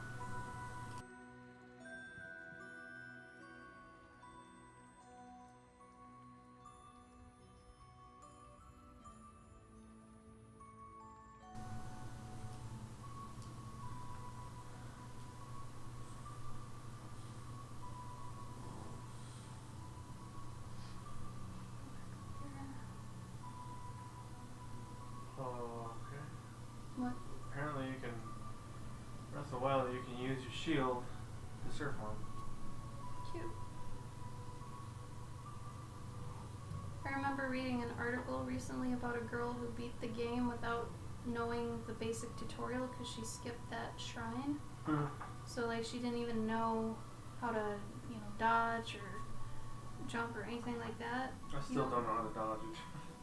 You do though. I've seen you do. Yeah, I did it, but I totally But she never even went to that shrine. No, weird. So, but she still beat the game without using those things, which I thought was interesting.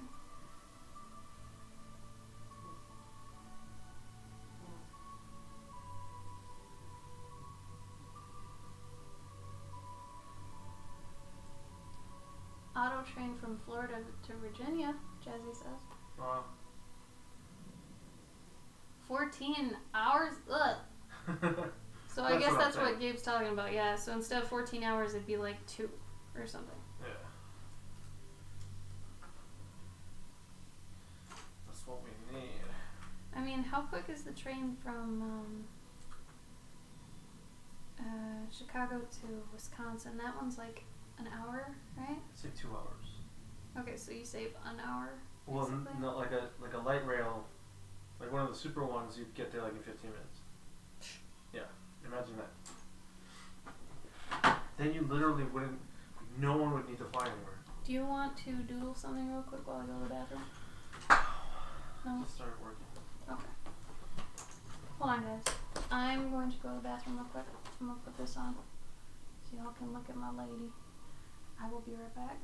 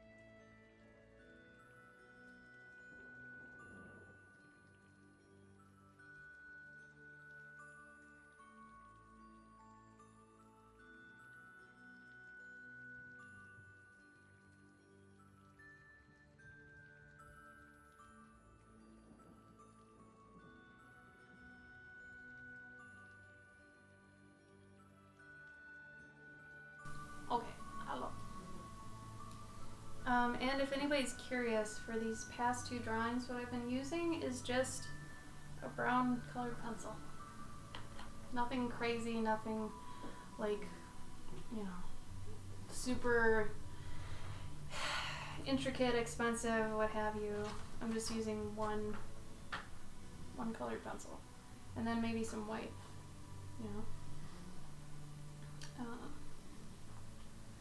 So, let's see. They got a really cool, for anybody who's interested, they got a really great pack of those Colorace pencils, and it's like a 24 pack. And I just put a link in the If you thing. want a bunch of colors. Yeah, if you want to, like, if you've never tried them and you want to give them a try and see which one you like, because for me, I love the purple, and what's the other one? You use Tuscan Red, I Tuscan believe? Red, yeah, those are my favorite. And originally I was using, what's his name? Parker. What's his first name? Jake Parker? Jake Parker is like, He uses the orange. yeah, he's notorious for that orange one. And so I was like, oh, I gotta get me one of those. That's awesome. And I started using it, and I got one of these packs. And then I found that purple, and I was like, oh no, this purple is awesome. And it fits my style better, or not better, but it's my thing anyways. We just like to say that, you don't, first of all, the tool doesn't make the artist, Yeah. right? You can use ketchup. If you're a good artist, you're not going to be able to hide the fact you're a good artist just because you're using ketchup. You'll make a masterpiece eventually, right? So for the people that are always like, oh, what are you using? Oh, what are you using? And thinking that's the secret, for those of you who buy like Cintiqs or something, hoping that will, propel you into being a good artist. No, it won't. If you suck before you get it, you're going to suck after you get it. You have to actually know how to use tools, right? A good tool will make a good artist better, but you have to know ahead of time how to, use and do certain things. So, we have a friend who is primarily like a graphite artist, and he's always getting people who are asking what pencil he's using. And really, all I can think of is that they don't need to know that right now. Like, you really shouldn't be worried about what point lead he's using or what kind of lead right away until you know when you need that. You know what I mean? Like, if you're sitting there and you've been using a pencil for like 6 months and you're like, man, I wish I could have a darker color than this. That means you need to go get a darker lead. Congratulations, you just leveled up. When you're actually wanting more from the tool you're using, that's usually when you level up. Because I think if you bite off too much too soon, let's say, oh, Dr. Joe, thank you for the $20. Goodness, Thank you. I just got scared. Why? It sounded like, I don't know, man, I'm just getting jumpy. I think the coffee just hit me. Like, it literally just hit me. Thank you, Dr. Joe. Thank you. Dr. Joe. I appreciate that. Hopefully the things we're saying are important. What was I saying?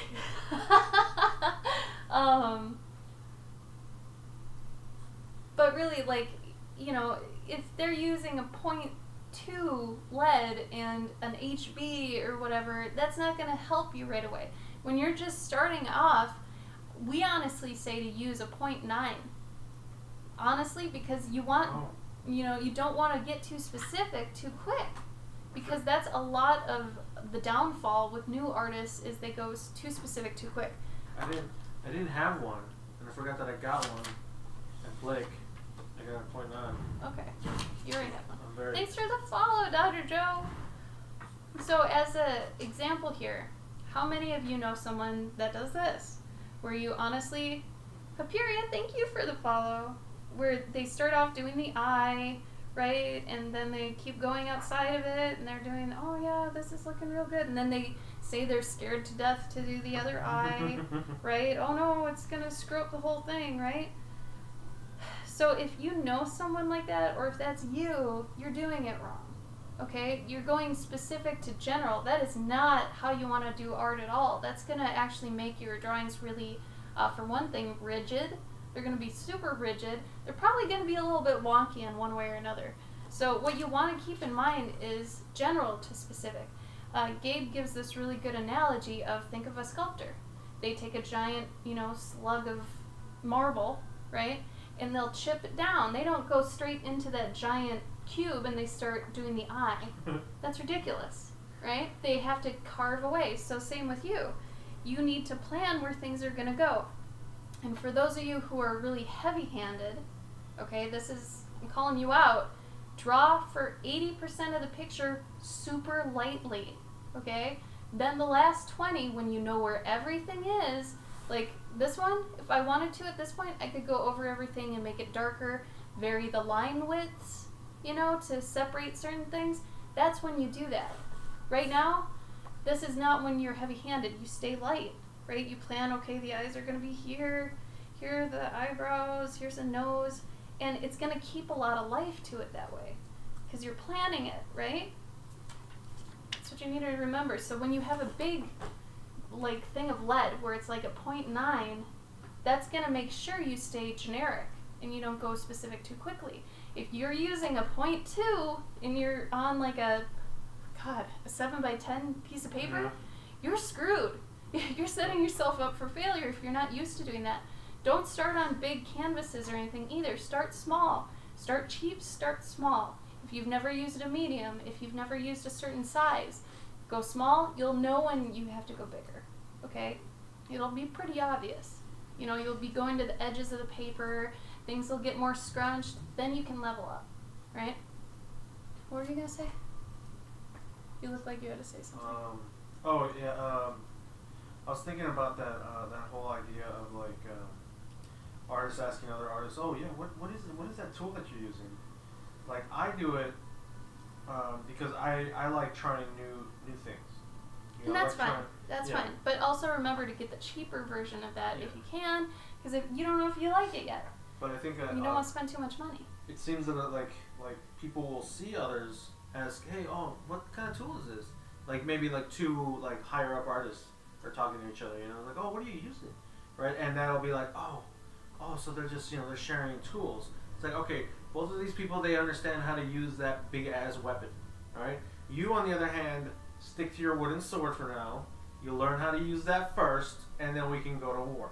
There is so much that you can actually take from a journey, an experience, analogy, and apply it to art. The same thing with what we were talking about earlier with storytelling and the carpentry thing. Biting off too much too soon, that's like if you're level 1 and you're going to fight a level 50 monster. You just don't do that. You know that, right? Mm-hmm. It's the same exact thing. You need to grind. You need to level up on slimes, all that sort of stuff before you can get the gear, aka the knowledge, to be able to go up and fight that monster. Or to do the graphic novel you've planned with 30 characters. Mm-hmm. You're not going to do that straight off the bat. You got to learn how stories even work before you can do something that intricate. Anyway. You know what I hate when people are like, well, Mozart wrote blah, blah, blah. Mozart's a fucking prodigy, He was 5. And they're like, okay, yeah, Mozart was a genius. Like, you're not a genius. All right? If that's the other thing. People have to realize you're not special, okay? None of us are special. Mm-hmm. Some of us will know that ahead of time and actually do what we like and figure it out and stuff and then become special because of that. But knowing that, you're not predestined to be something, just be normal and seek out what you like. I feel like the people that are the most successful know exactly what they want and what they like. And that's part of it. A lot of people just kind of dance around with things. The best thing you can do is figure out what works and what doesn't work as fast as possible, which means you're going to fail a lot. And failing is great. It's the best thing you can do because it tells you what not to use to succeed, right? Failure is just another tool to figure out where to succeed. So people just don't want to say that they failed at something, And I think it's more of an American thing than anything. Mm-hmm. Americans have this terrible just thing with failure where it's this huge hit and you're an awful human and you're not worth anything. It's so untrue. It's so bad. I feel like anime hasn't done has done a disservice to the youth of America also. Yes, but a lot of the time they're like, "Oh, I failed. I have to do better. I must practice." Yeah, which is See, fine. that's the good side of it. I don't think they actually do it. But what I was getting at is I have to be the best. I have to. Well, that's the Disney side of things. Yeah, where that's things are handed to you. Yeah, they're still they're doing that also, which sucks. I think to an extent, but at the same time, I think since Japanese people have it where, they know about work ethic early on. Yeah. They at least ingrain that into a lot of their storytelling, where I think Americans not as much. But like you're raised on Disney, and then you're raised on anime, and it's like I can be the best. I can be the best, but then like I can be number one. And like no, like it's okay if you're not. Yeah, you don't have to be number one. So many people don't realize that. That's a hard one. Everybody wants to be famous, and especially in this day and age, nothing we have is helping us to not realize that. Mm-hmm. Or it's so easy to make money on the internet. Become an Instagram model, like. You know what'll help you, to avoid any of that crap, getting caught up in, anything online fame, anything like that? Think about all these YouTubers who get famous between, 11 and 16. Yeah. They reached their life's peak in their preteens or teens. They will never go beyond that in some cases. Think about that. Would you want that? I wouldn't wish that on my worst enemy. That's horrible. And unless they realize early on, I'm okay with that. I'm okay with that. Maybe I'll end up working at a grocery store. I'm okay with that. As long as they can kind of ground themselves again. But if they're always trying to reach that, that's torture. That's horrible. Ugh. Gives me the heebie-jeebies, man. That would be so scary. So at least think about it this way. If you're not famous, and maybe you want to be someday, sure, or whatever, just know that the journey to there is its own blessing. That you're not blessed with that kind of fame. Because really, that could be the end of it. Once you get there, that might be it. You need to outdo yourself at that point, or it's downhill. And that's a lot of pressure. So, I don't know, man. I'm almost okay just always being mediocre. I don't know. As long as I'm happy, who cares if somebody thinks that I'm not, to that level. I think that's okay. And, for those people that do shoot that high and want to be that big, and they can do it, if they're okay with taking on that burden, and some people are really great at handling that. Mm-hmm. Some people were made to handle that. More power to them. Well, yeah. Nobody ever tells you that when you're on top, it kind of sucks sometimes. It's not. I'm not gonna say that I'm on top, but I've definitely had my share of this is exhausting. Well, I think your situation's interesting. If I can mention the Marvel thing, the fact that you worked for Marvel so early on in your career, DC. Huh? DC. Sorry, DC. Gabe worked for DC early in his career, and he kind of had one of those pinnacle moments. And sure, he could probably go back eventually, but it's one of those things where he has to ask himself, what do I actually want out of my career? Because some people just honestly want that bragging right. They just want to be like, oh yeah, I work for DC, and that's it, But some people want more. That's not Gabe's goal. Gabe's goal is to do his own work and have that sustain him and to be happy doing those stories and stuff. So. I think also another big problem is the being jaded. Hi, Nick. Hey, Nick.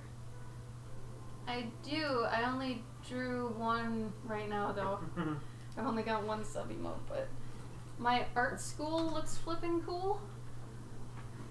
Are you commenting on the fact that we're kind of talking about art?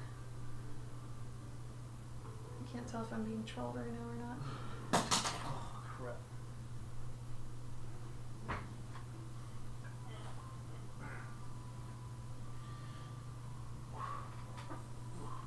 It's funny how much more traffic I get in when I use tags. Uh-huh. I am vegetarian, so I don't eat the fish. But my favorite sushi might just be like a cucumber roll. Or maybe a peanut avocado roll. I don't know. Oh, that's okay, Nick. Okay. I was like, art school? What? I don't believe in art school.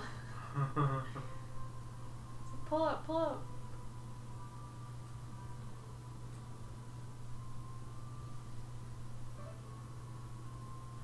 I'm trying to think of another. I kind of want to stop drawing the goblin and just skip to something else, but I'm having trouble thinking of another one to draw.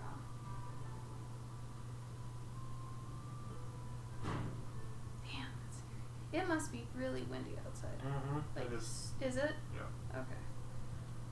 Which I guess makes sense. It's gonna get colder, so the cold front's probably coming in. Oh, really, Kellen? Well, thanks for following that long. So you've heard all this, I guess, before then. I feel silly.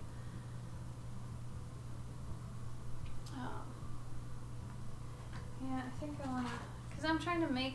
Oh, thanks for the follow, Nick. I'm trying to make a couple originals to sell next week. I have a stack, maybe of this many, but when they start getting older, you feel a little guilty about that. Even though it doesn't matter because it's new to whoever's looking at it, let that be a lesson. But at the same time, I just want some more content out there. So if anybody wants any of these, message me and I'll give you the price. And it won't be too much because they're obviously pencil, but. Oh, you know Papkins. That's right, ACEOs. There you go. Oh, thank you. He says you're a huge inspiration. Oh, thank you. That's very nice of you to say. Thank you. Oh, let's see.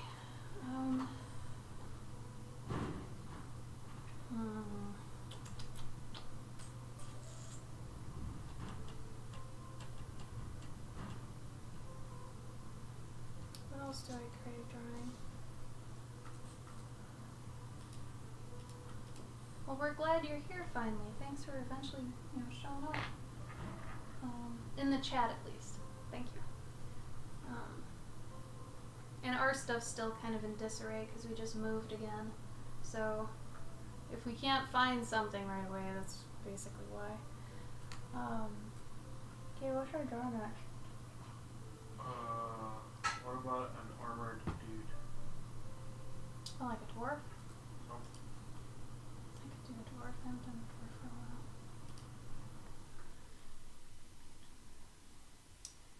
Thinking about shapes first. I like to draw my dwarves actually somewhat square, for the most part. I think you do too. They're all stocky. Yeah. Aw, Nightshade. Nightshade. How you doing? I don't know where my sub shrub is, homie. 17 months. My VIP. Nightshade. Love you, man. Love you. Let's do how's things, Nightshade? How you been? Turgic. Thank you for the follow. Welcome, y'all. Maybe I'll have him be a little bit lazy. Or maybe he'll have 2 hammers. Hold on. That could be cute. Damn, that is wind. Can you guys hear that? Oh my god, I bet all the garbage cans that were brought in are everywhere. Yeah. I almost wish this window was open so I could see. If you guys can hear that like crashing noise, that's all wind. That's incredible. So this is also part of the reason you draw really light ahead of time, like in the beginning, which I feel stupid saying, but a lot of people draw heavy right away. It's like, don't draw heavy right away. Don't. Well, now you woke up the dog, Wind. Is she looking like someone's at the door? Poor thing.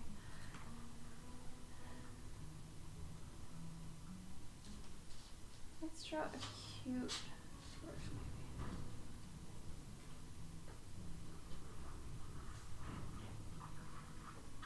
I kind of like anything that's bearded to kind of be peeking out of its beard. sometimes I feel like really exaggerating things too. So actually, I'm not gonna make him overly cute though. Let's make him just have even like slit eyes. That can be cute. Big damn nose. And then I'm trying to think of dwarf hair. Or if I want to hug. I'm gonna give him chainmail. I like chainmail hoods. I'm into it. Especially if they've got a little dollop on the top where there's like excess like that. I like big eyebrows where they can't see fairly. They almost look like just surly dads. Those are my favorite kind of dwarves. Surly dad dwarves. And then I'm gonna soften him up a little by adding just little, like giving him a curly beard instead. Because that'll make him look a little bit nicer. And then let's give him a little dollop on his beard here. And this is where I catch myself and I realize, oh, I'm getting too caught up in details too quickly. I gotta finish the rest of him first. So I'm actually gonna, I think, super deform him a good bit. So I'm gonna actually bring his stomach up pretty high. He's gonna have little stubby legs. But I think he's gonna be like, he's standing firm, man. He's a hard dwarf. Maybe give him some flat feet because he's always carrying such heavy shit. There you go. I don't know, Jazzy. It sucks though. I don't think it's like my sharpener. I mean, it has to be my sharpener, but it doesn't start off this way. Even if I bust it right here and start brand new, it'll eventually do this. Yeah. So It's how it's laid in the wood. yeah, it's actually not the sharpener's fault. I forgot we talked about this. So once in a while I'll have to take like a razor blade and you know, I've got, oh shit, it's not here. This is part of the moving thing. I have a little like, it's like a finger razor blade I keep in my drawer that like moves up and down. Do you know what those are called so we can put them in the chat? The little pink one I've got? Oh, right. Can you find it on Amazon and just so they've got a visual? And I usually use those if I need, you know, to actually get rid of that. But it's absolutely like, that's one of the downsides of the Col-Erase. I find a lot of them have that, as well as the black and white Col-Erase suck. If you want to use black or white like colored pencils, don't use the Col-Erase. All the other colors for the most part are fine. Maybe the red's a little bit too waxy too, but the white and the black are the worst. So if you're going to use white or black Prismacolors or colored pencils, get the Premiers. These are the better ones. They're very soft and you can actually erase these, which is what these ones tote that you can do. You can erase them, but the black and the white just are bad. They are just bad. I don't even know what to look up. Oh, bye, Kellen. Small retractable razor blade. Razor, something.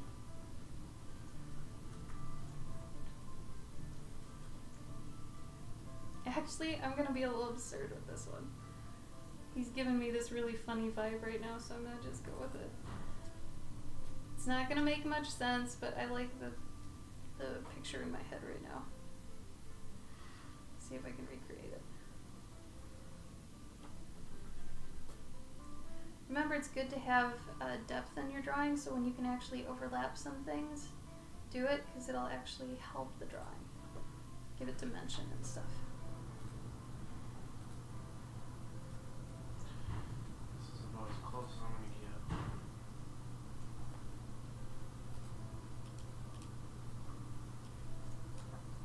Yeah, I mean, it's like those.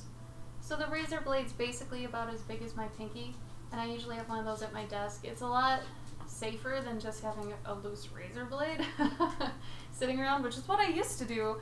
Bad move. Hey. Numerous reasons. Brody. No. What is she doing? Not sure. Honey, honey. Hey, baby. Hi. What are you doing? What are you doing? Oh, honey, you need a bath. Oh boy. You are one stanky bitch. Oh yeah. I'm gonna give you a bath tonight. Good girl. If anybody wants to follow our dog on Instagram.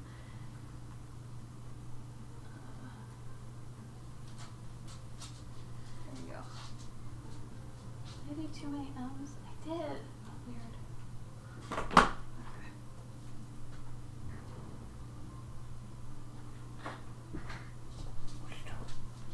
Is she trying to eat my banner? No, she was under the table.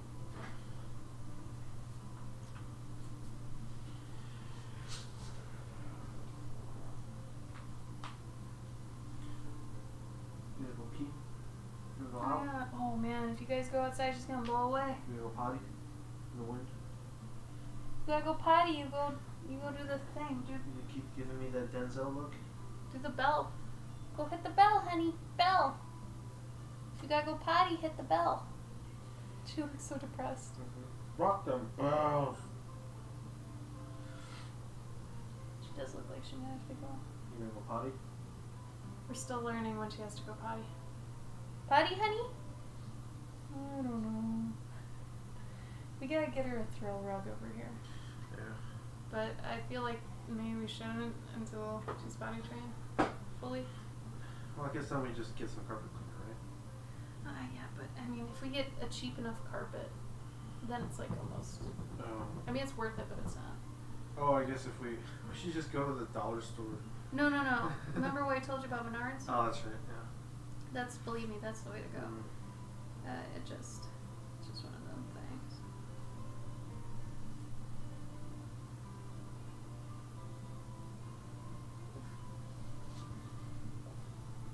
I want his gloves to be stupid big.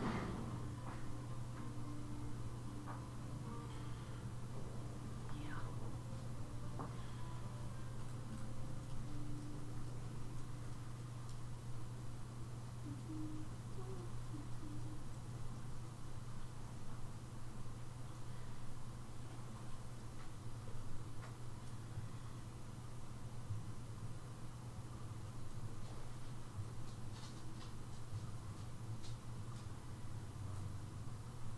Go hit the bell.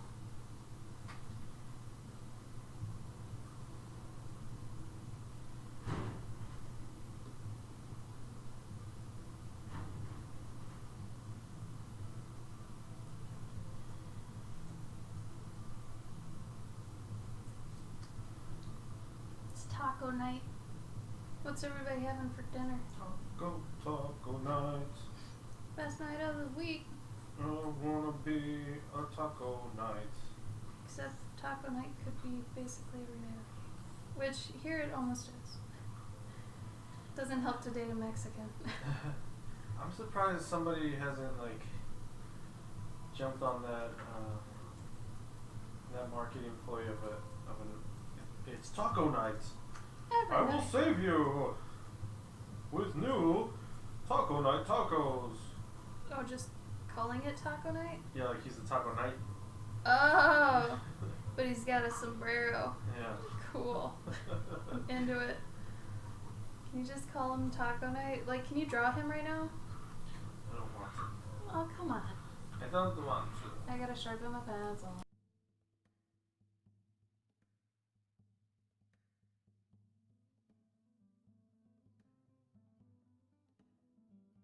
Okay.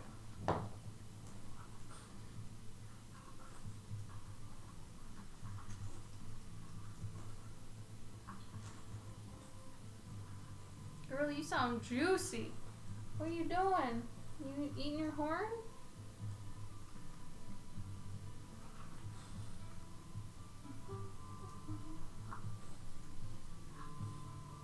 Oh yeah, definitely, Mage. You gotta rest. You're all sick. I guess that's where Twitch is a good thing. Like, we're having an art jam right now, but I don't have to be with you, who's sick, but we could still have the art jam. Know what I mean? So it's pretty cool.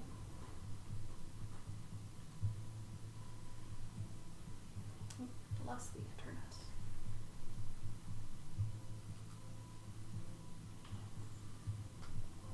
like the Dirty Harry of dwarves. I like him.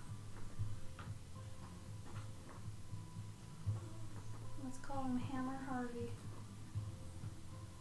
After my grandpa. Really? My grandpa's name's Harvey. Harvey. You didn't know? I told you my grandpa's name was I Harvey. completely forgot. How can you forget that? I don't know. What are you doing with this I video? was watching videos of how big she was, how small she was. Is that in the hotel room? No, it's in our apartment. My fat arm. When did you take that? It must have been like day one. My or day two. hands look giant. What is this? You what? My hands look puffy as hell. No, she's tiny. Oh, she is kind of tiny. Aw.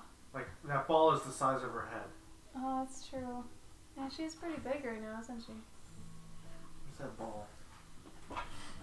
Oh, bye, Mage. Okay. Feel better, okay? Budge. Don't force yourself into doing anything until you feel better.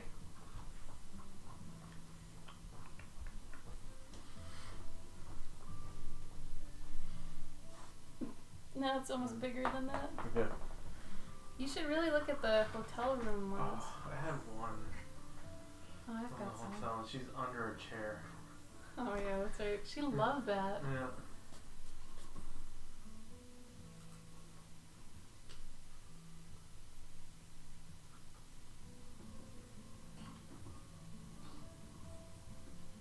Oh, I know who I'm gonna see at Amkey. My two regulars, Oh yeah. Jen and Gary. Honestly, they're a reason that I would never want to stop going to Amkey. Yeah. Because they're so cute and fun. I like them.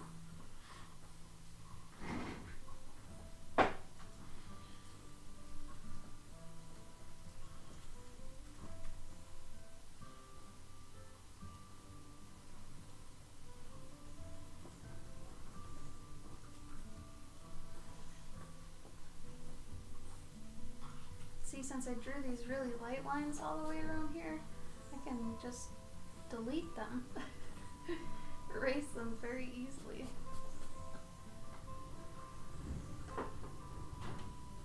And this is where my mobile game style starts coming out. You can totally tell. I feel like it's being almost too obvious that it's here, because it's like this beard, this buckle, like it almost looks like Clash of Clans. Oh my god, speaking of, where did that go? Is that still around? What is that? Clash of Clans? Oh, I'm sure. I don't know, I haven't seen anything from it in a long friggin' time.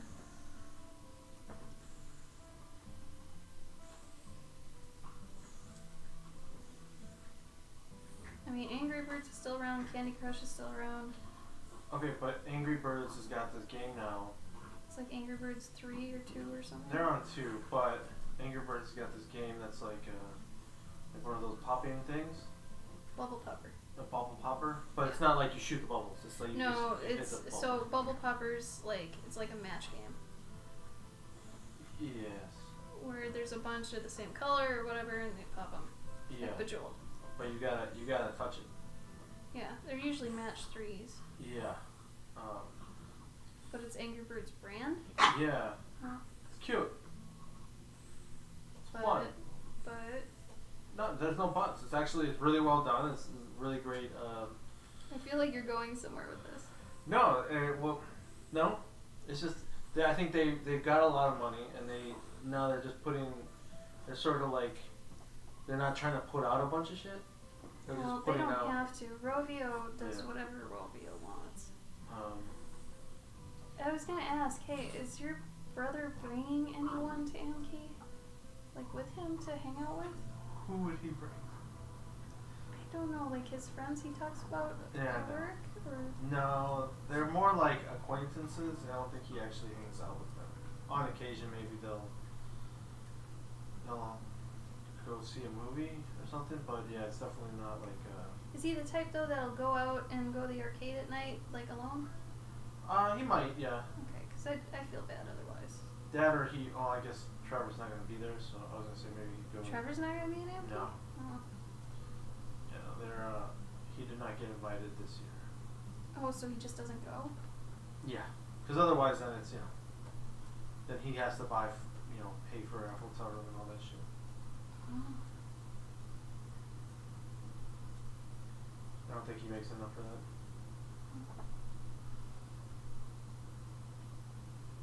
You might want to take her out. Honey, you want to go potty? You want to go potty? Let's go potty.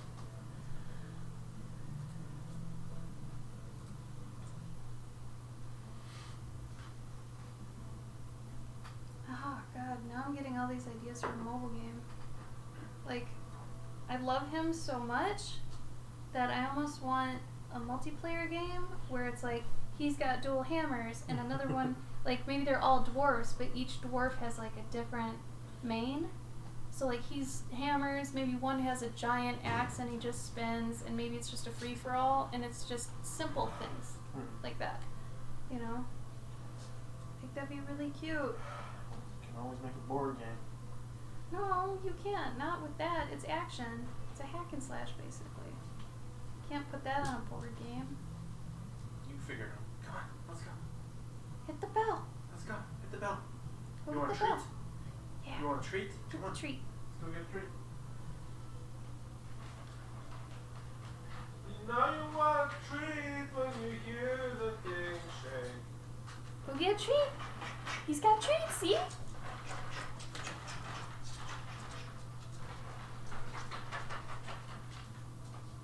Where are my lurkers at? Calling out my lurkers. Y'all.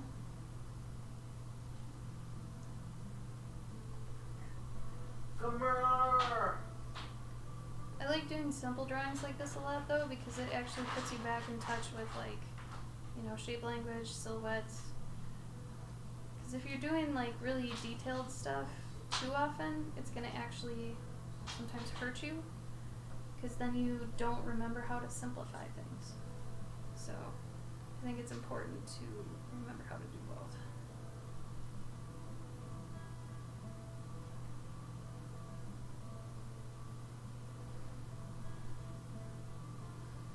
And I almost don't want these to be even. I almost just want them to look like kind of stone blocks.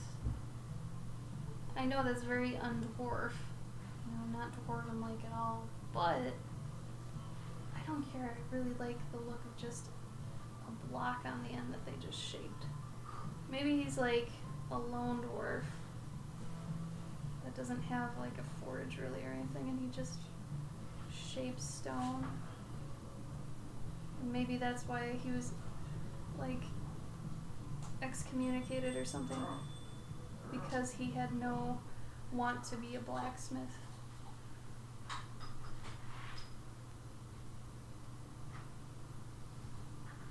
I mean, that's a classic outcast underdog trope, honestly. A whole body of people is known for doing this one thing, and then there's always going to be one that's, I don't want to do that. He's against the status quo, and he becomes a hero because of it and shows them, hey, you all don't have to do this, and blah, blah, blah, blah. This would be that kind of story. But maybe he's very much back to the earth sort.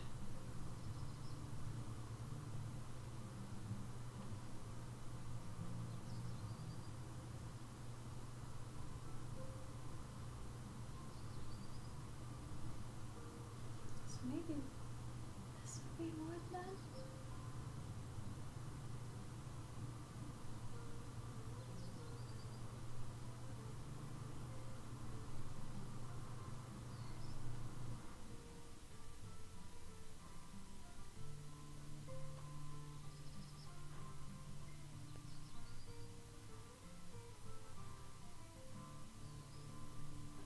I'll probably stream until 7, so another 40 minutes or so. If anybody has any questions along the line, let me know.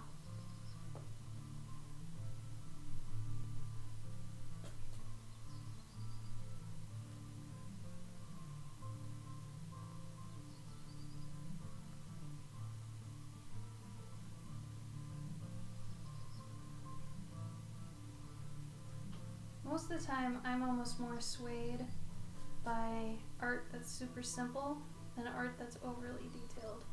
I know some of my regulars have heard that before, but I really do appreciate really simple forms, designs, because usually that tells me they're a lot more confident with their knowledge of like shape language and stuff, and it usually says it for itself, you know.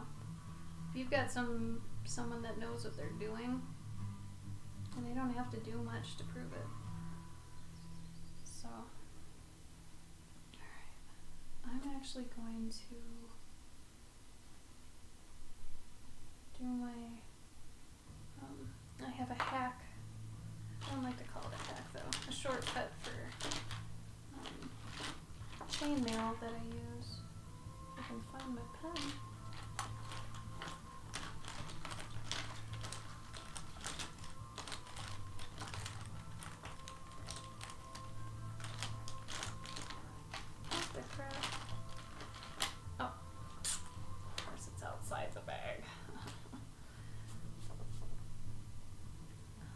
And before I do that, I'm gonna sharpen my pencil again. Hold on.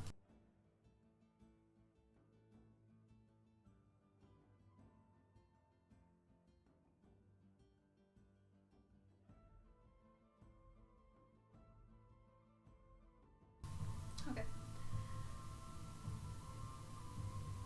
So, the thing about jelly rolls is that you basically have to have a lot of things shaded before you go in with them.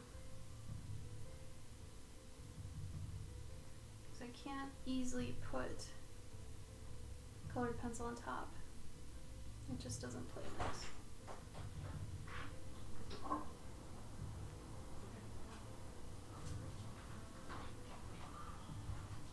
Is it bad? Huh? Is it bad?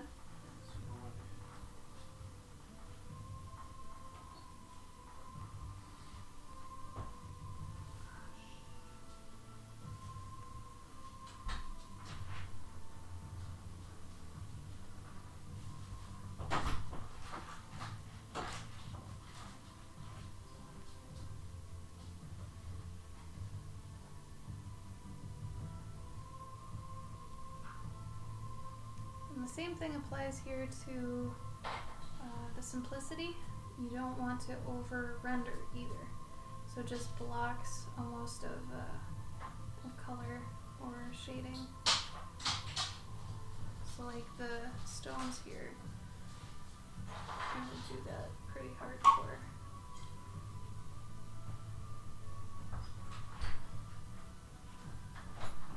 So this side, it's gonna be shaded.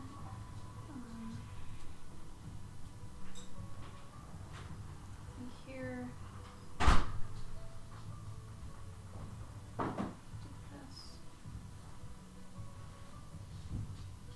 did it feel colder out already? Yeah.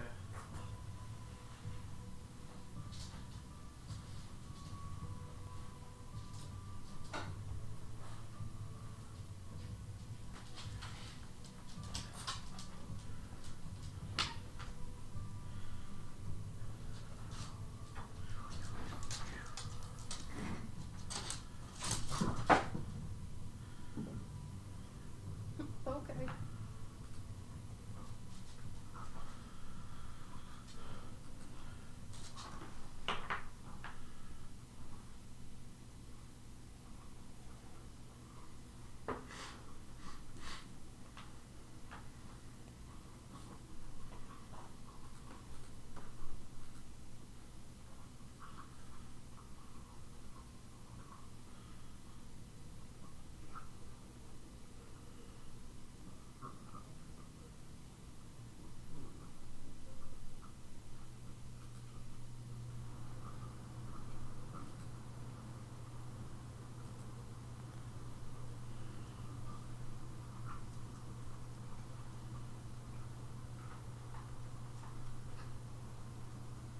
Did the door close all the way? Sounds like it. Okay. Because if it didn't, it's gonna slam open.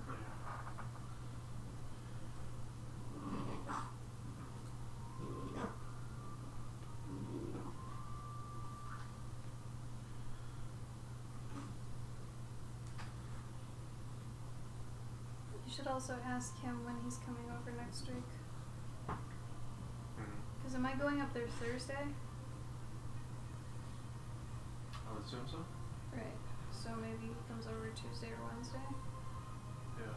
You might want to ask him his availability. Damn.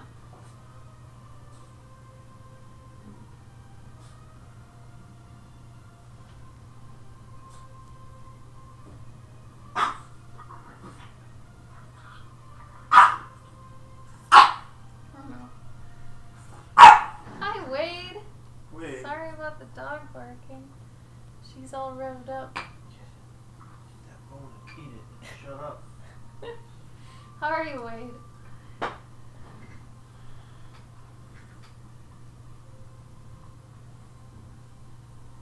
Wade, if you ever want to come to the Chicagoland area, you know you can come on over. He has a house now.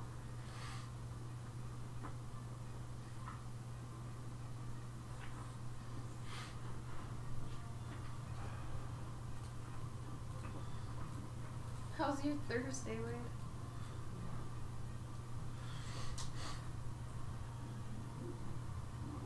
I feel like I'm gonna be tired from like past year for the next year, and then maybe I'll recover. You know? Yeah.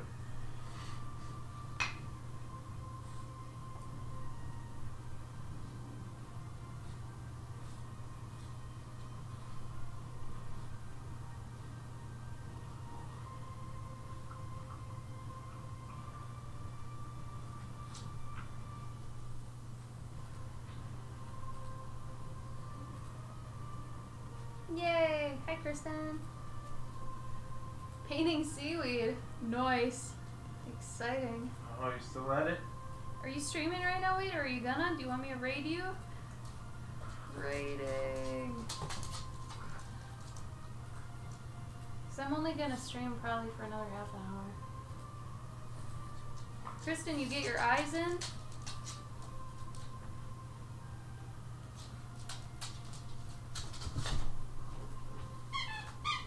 Uh-oh.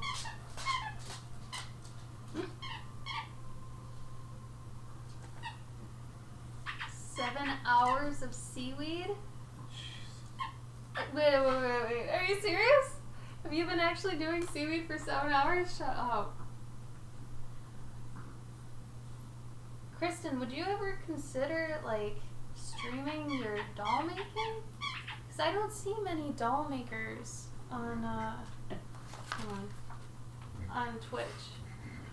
Like, I think that'd be really cool. Yeah. I mean, I imagine there's like a crochet or a knitting community on here. There probably is, and I mean, you know, I could see you being like, people think that would be boring.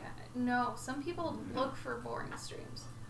So I think that'd be totally cool. Especially like other sort of like people who do Oh yeah. yarn work, they'd be all about it. No. Wait, I'm exaggerating. Oh no!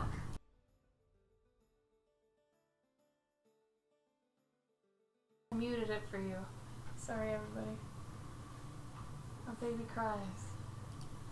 I want to, but I would have no idea how to put a camera on what I'm doing. Bitch.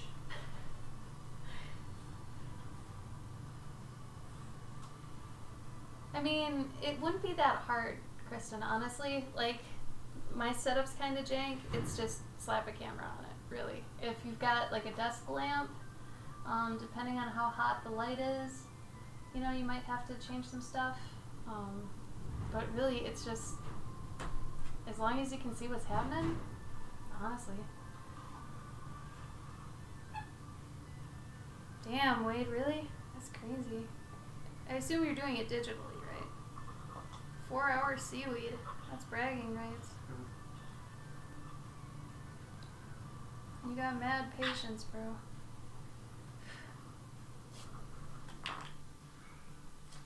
keep having a drawing ADD. I've done 3 drawings this stream. Like this one. And this guy, he's eating a bat. No, this little dude. Keep wanting to do more stuff. But it's good because I'm going to be selling them next week. So, or if anybody wants them here, you guys can claim them. I don't care when I get the money, just as long as I get it for them. So whatever. If one of these strikes your fancy.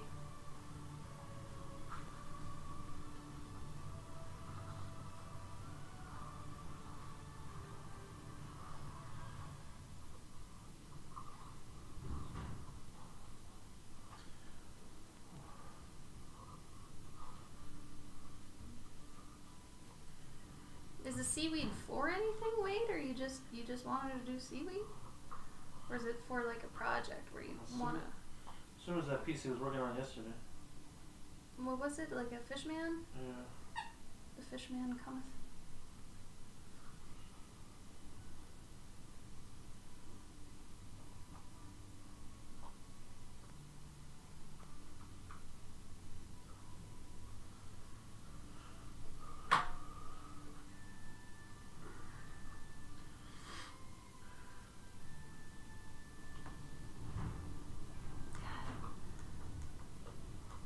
Okay, Bill Fishman.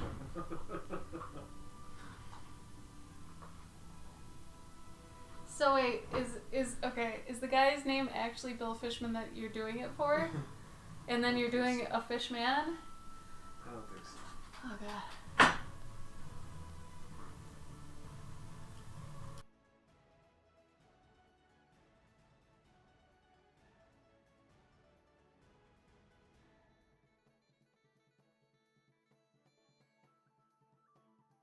It really doesn't do it for the premieres. The premieres are every time. I think I'm just gonna honestly forget about Color Race and just get a brown premiere. Oh. 'Cause, But then you can't erase it. yeah, you can. Okay. The premieres are so soft Yeah. that you can. Good, Wade. I was hoping that was the answer. Yes. Both answers are yes. Perfect.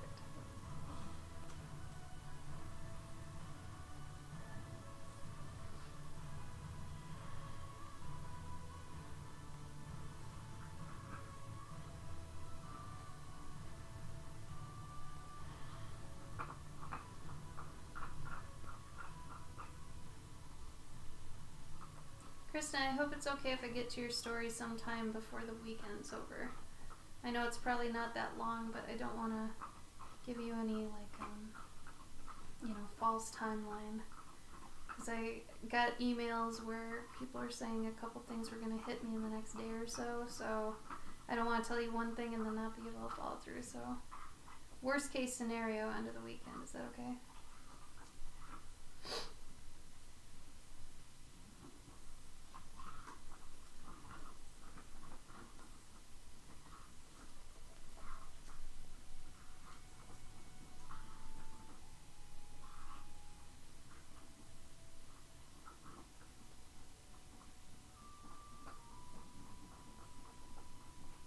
Still doing pencils? Mm-hmm.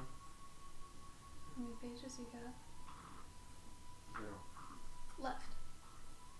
8. Well, that's not bad.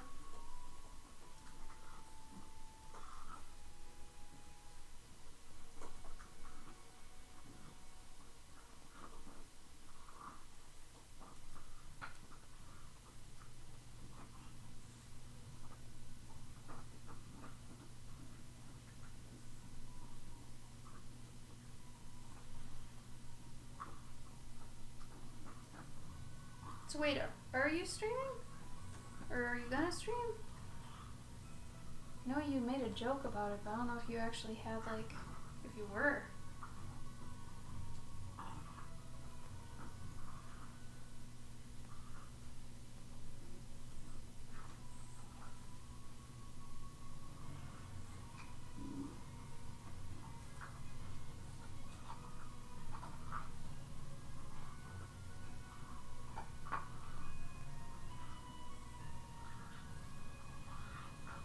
No, it's just working. Alright. Just wondering if I was gonna have to raid. That's all.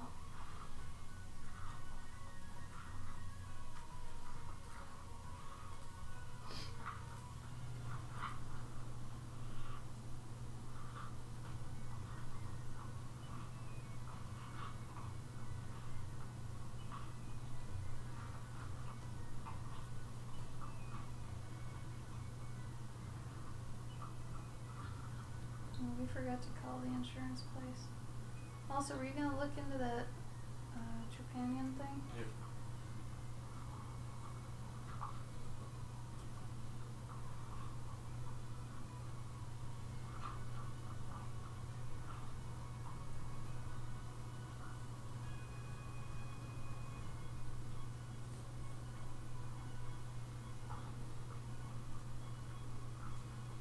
Alright, wait. Deal. Grandma. Cough it up.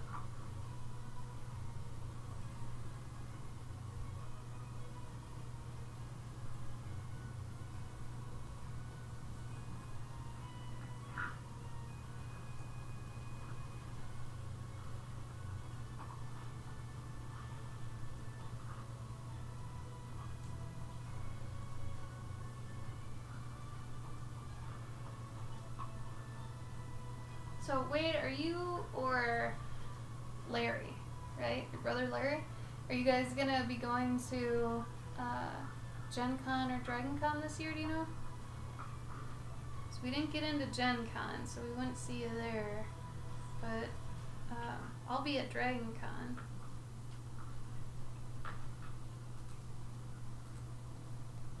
I don't even know if Anarchy sent me like table placement or anything. Huh? I haven't got anything from them. Oh yeah, that's right. Hey, how are you gonna do that? You just add him as a table mate and he can get in easy? Okay. It's not like ASIN or something? Awesome. Well, I'll be happy to see a friendly face at Dragon Con. You guys gotta stop by. Yes, we do have a place booked, right? You've got the Dragon Con Hotel? Sure. You did, because remember we were talking about how far it's gonna walk for me and Yeah, I just want to be 100% sure. well, I remember him booking it, so unless something has changed. Yes. Yes. We do, Wade, we do. And it's just me. Gabe's not going because of the dog, so.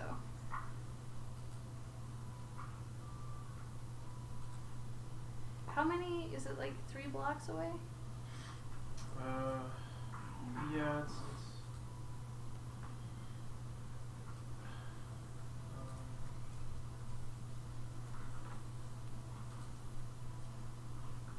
it's nice too because it's not one of the main hotels. So it's not the party hotel, right? No, it's not. Nice. Yeah. Party hotel's like, wow. I gotta be in the mood for that. Like, even just getting into the hotel is Yes. nuts. It's about 3 blocks. That's not too bad. No, Gabe, nope. Yeah. All night, Jazzy. Oh, Jazz. Thanks for coming. It's actually pretty cheap too. It's like $280 a night compared to everyone else. So And I think Gabe and I are splitting up cons. So he'll be at C2E2. I won't be. I'll be at ASEN. He won't be. Stuff like that. Because of the pup. It's like a baby. What were you going to say, Gabe? I think if you manage to get a hotel on the website, then you get like a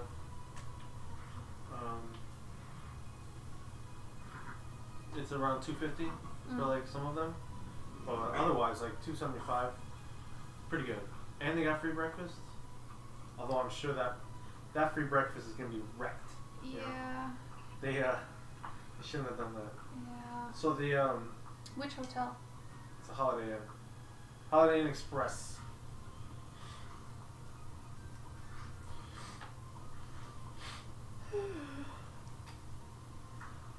I'm just happy to not have as many cons as last year. I think it's also a double bed, so. Oh, is it? Well, if you guys end up needing a place, hop on in. Then again, you probably have your posse, I'm guessing. Which is probably you, Sarah, Larry. Well, if it was the 3 of them, then you could bunk with Sarah, and then 2 could. Oh, that's true. If they want to save on hotel shit. Oh, they have an extra room as well. You guys are always ahead of the game. Then again, you always do this, so you know you're seasoned as well. The charge. Mm-hmm. It was the setup fee. Oh. Yeah. Otherwise, Setup fee. yeah, it's weird. Otherwise, it's gonna be 30. It's 37. Why did the setup fee go through now and not like? Because we got a free month from Master Oh, Chris. I see. But updating the address, Yeah. that's gonna put us up. What? Because now we live in a different state where it's probably more. Do you It's wanna- really stupid actually because there's better technicians here for this, but it goes up to 46, Instead of 30 something. 38. Mm. So Necessary, I guess. Yeah. Do you want to try calling the car insurance and see if you can do that? I will after dinner. Are they gonna be open? It's it's progressive. It's 24/7. I don't know how that crap works. I mean, they better be. They better be. Better be. I mean, Well, imagine for claims, yeah, but not for our, stupid shit. I feel like they would be, considering that, like people get off of work at whatever time. Oh, you're trying to find people to fill your hotel room. Oh! Please don't lick my foot. It's in a slipper. Get out of here. I know what you're trying to do. Get out of here. Ragamuffin. Get out of here. Hoodlum. Vagrant. Get her out of here. She's trying to eat my feet. Don't eat my feet! Go! Hey. Go get it. For Gabbo or the pup, yeah. He makes similar noises to her. Uh-oh. She's attempting to scratch herself. It's not working out. Eat that foot. Eat the feet. Eat the feet. Bulldogs really aren't flexible, so it's really funny watching them try to scratch themselves. Sometimes they just overshoot, you know?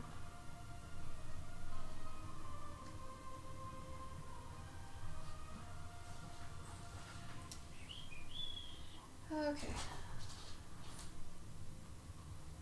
I am getting hungry. Are you hungry? Yep. I might What call happened? it early. Change your face. Change your face. Ow! Ow! Ow! Ow! Ouch! Where are you going? You're not allowed over here. You're not VIP. Except you are, but shh. No one needs to know. Go get it. Go get it. Go get it.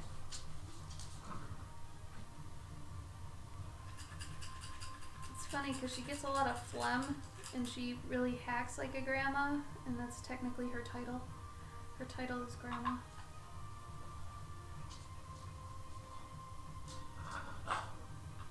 So you'll hear her hacking, and it's not a real grandma. It's just her bulldog. Fake grandma. The only grandma that matters.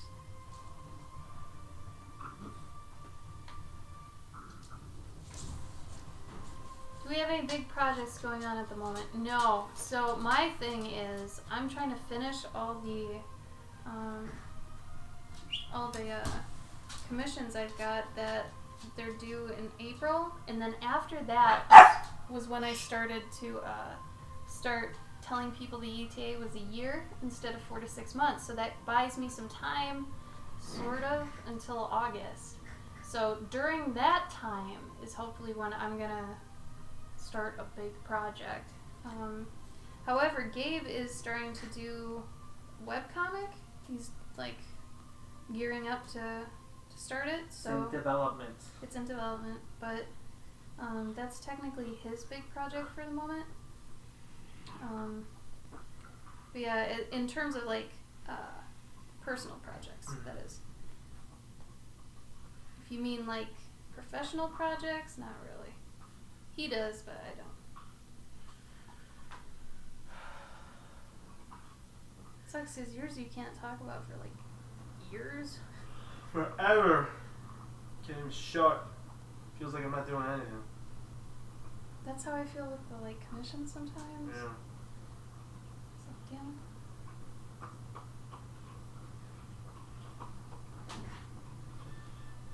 What about you, Wade? You got more covers?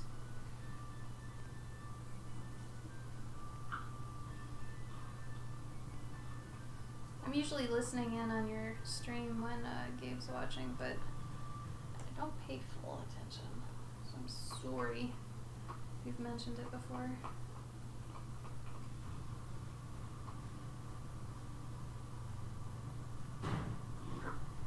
Damn, son.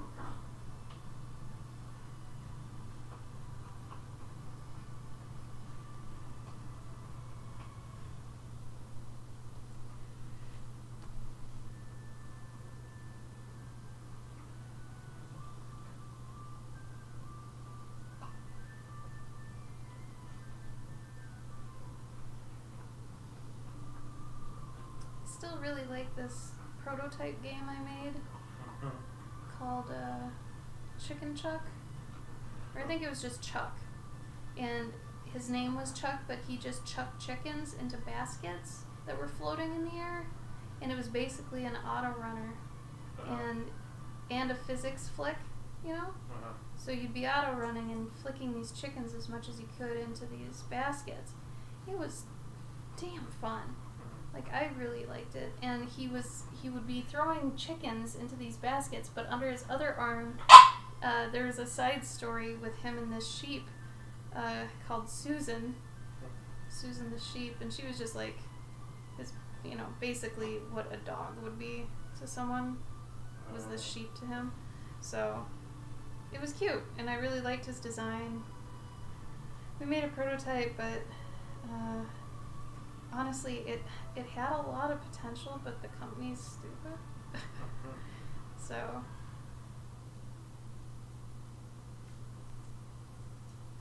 that's why I left.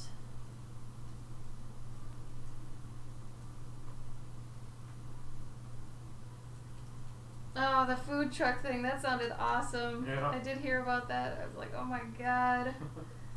How cool would that be to tell someone? Are they giving you like free tacos for life or anything? That'd be sick. That'd be more than worth it. I would do that for like food exposure. Speaking of tacos. I was gonna say, it's funny that you just immediately went to taco. Taco truck. Yeah. Like the alliteration, it's there. Is it not a taco truck? What kind of truck? All vegan food truck. Oh. Nice. Runs out of a fine dining one? Damn! Huh. Oh, Arizona. Oh, Shit. weird. That's awesome, though. Do they have a cool mascot and stuff?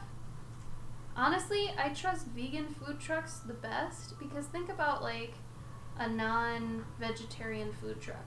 Wouldn't you be a little bit weary of that? You know, if there's, like, I don't know, something about meat sitting in a car, regardless of the kind of car. Food truck or not, I don't care if it's got a fridge, it weirds me out.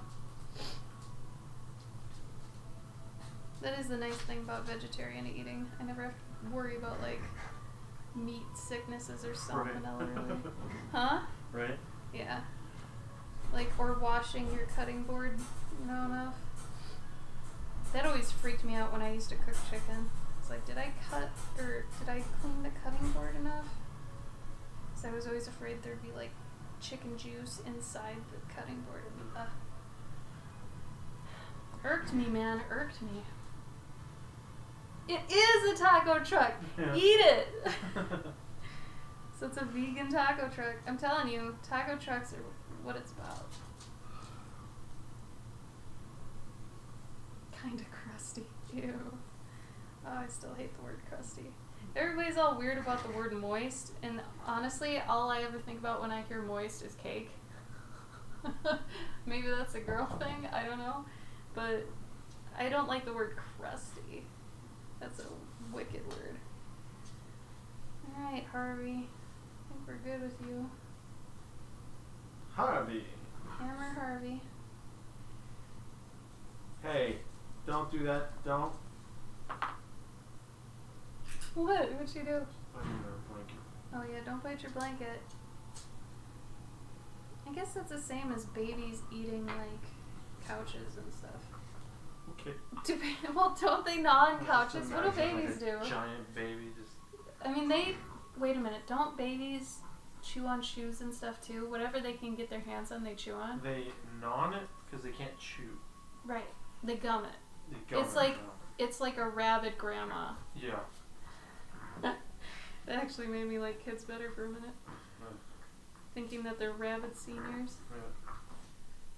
Like if grandma wanted to gnaw on the couch, she damn well could. Are you cooing? Are you gonna coo again? Mushy. Mushy. What are you doing? Are you gonna coo? You gonna do that coo? Now you're gonna scratch yourself? That's cool. I'll accept it. What baby's eating a couch? I don't know. I feel like I've seen a picture somewhere of a baby like going like this on the side of a couch and just, I don't know. They don't know what they're doing. Shit.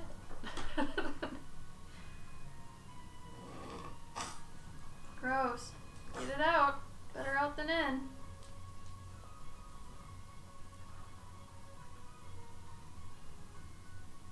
Yeah, I'm sure I've seen a baby start gnawing on a couch. Who's here? She's trying to scratch herself. It's not working out. You want to give her a brushing? Do you want brushing? That would help. Oh, her tongue's coming out. Where's the brush? Huh? Where's the brush? It's where it always is. That's my asshole answer to things. It's where it always is. Yeah, it's on the white thing. Or it's on this thing. It's always on the top. It's always on the top. Come here. Come here. Remember, don't press too hard. Yeah. I usually get her where she was trying to scratch. Good. Like it? You can't eat it. No, you're gonna stab your mouth. Yeah, let her learn.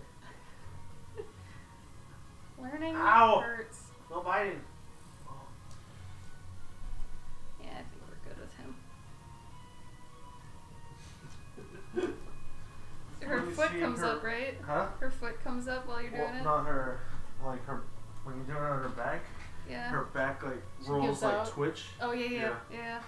If you get her in a spot, though, that she normally gets herself, she'll Yeah. just collapse Yeah. under it. That's cute. Aw, thank you, Kristen. You're too sweet. So Thank you it for the seems like subs. they. I read this thing that they updated the subs. So it tells you how many months they've been subscribed in a for. row. But it also tells you how many in a row. Oh, So, for 2. Oh. Yeah, so right now it's for 2 months. But then also it tells you the streak. Hi. She's a DJ. Listen to my bulldog scratch.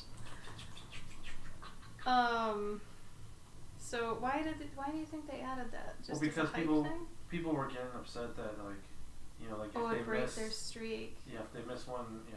And And then it'd it be like, doesn't oh, say a month. It's like, I've been subscribed for 10 years. Exactly. Okay. I get it. I'm kind of milking this drawing right now, and I shouldn't be. Alright, so he's probably done. And I've got some ways to go on him. And then her, I just like keeping her in flats. I might do another one of this, just maybe a younger girl, or maybe another grandma from the side. I love old people. They're fun to draw, and they work really well in a fantasy setting. So there's that. Once I get some money to actually upgrade my Twitch setup, it's gonna be lights. Like, that I am so mad at my lighting situation. The bird lady, let's see. She is, let me measure her first. She might be a 5x7 too. I'd probably say 65. Yeah, 65 would probably be good. think she is like a 5x7. I think she'd fit in a 5x7 frame. I'll probably bump up her price at the con if no one gets her before then, but let's see. This guy. That's bothering me. Let's get rid of that. There you go. Hey, Eliza. Oh yeah, Kristen for sure. 'Cause no matter what, I need the money one way or another for her. So if I get it before, if I get it after, during, whatever, as long as she goes, I guess. At some point. So yeah. Run, Mushy.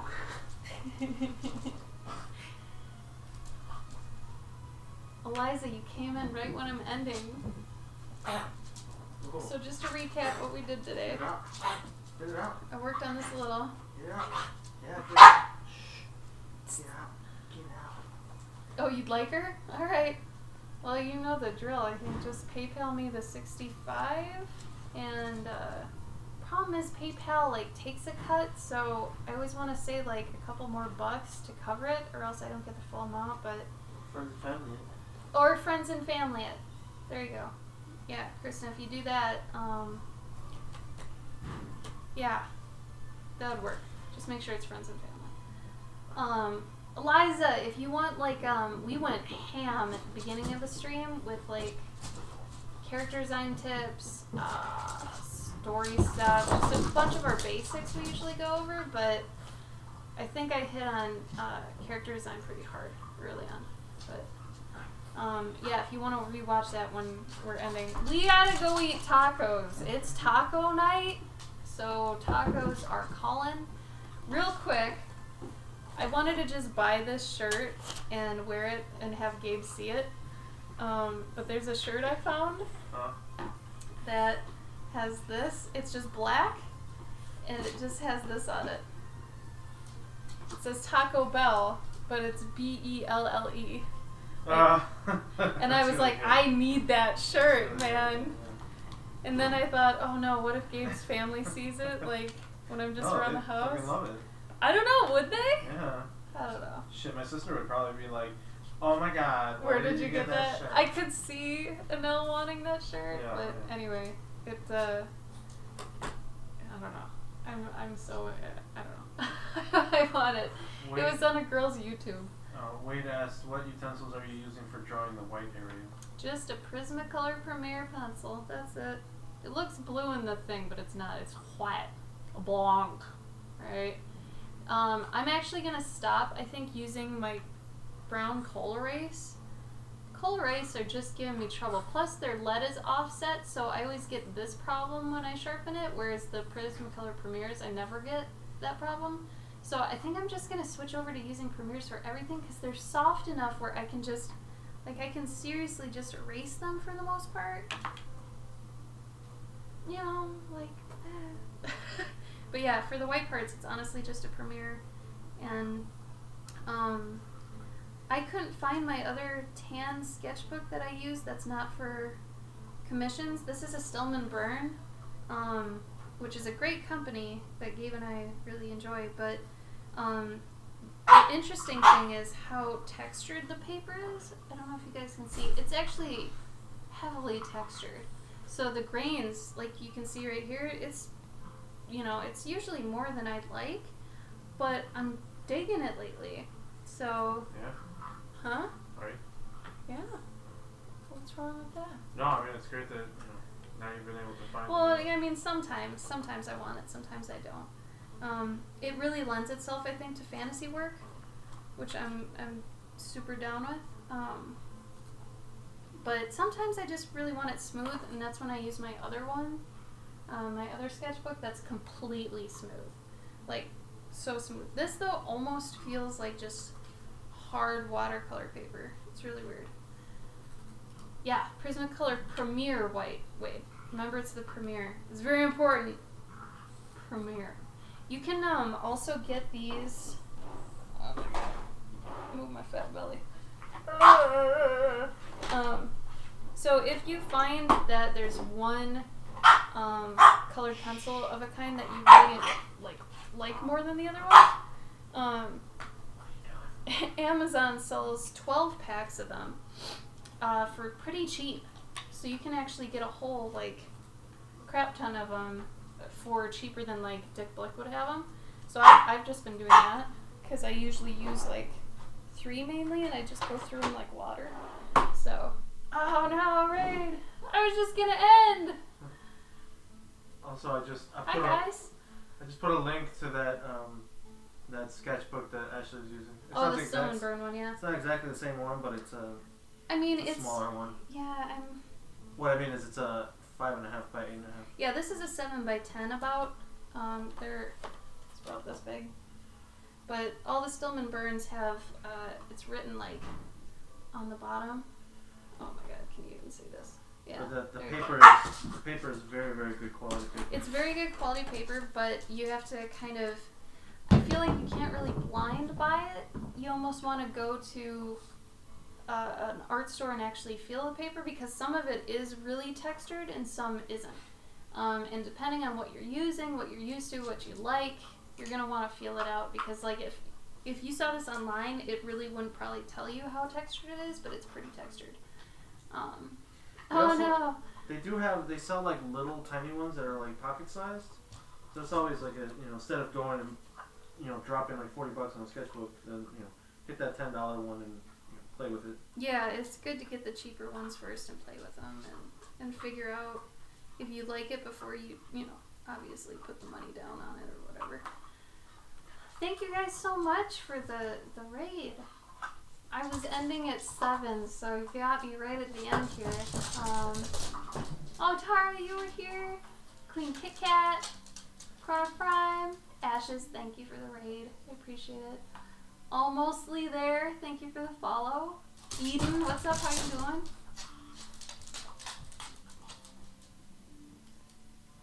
Little Amos.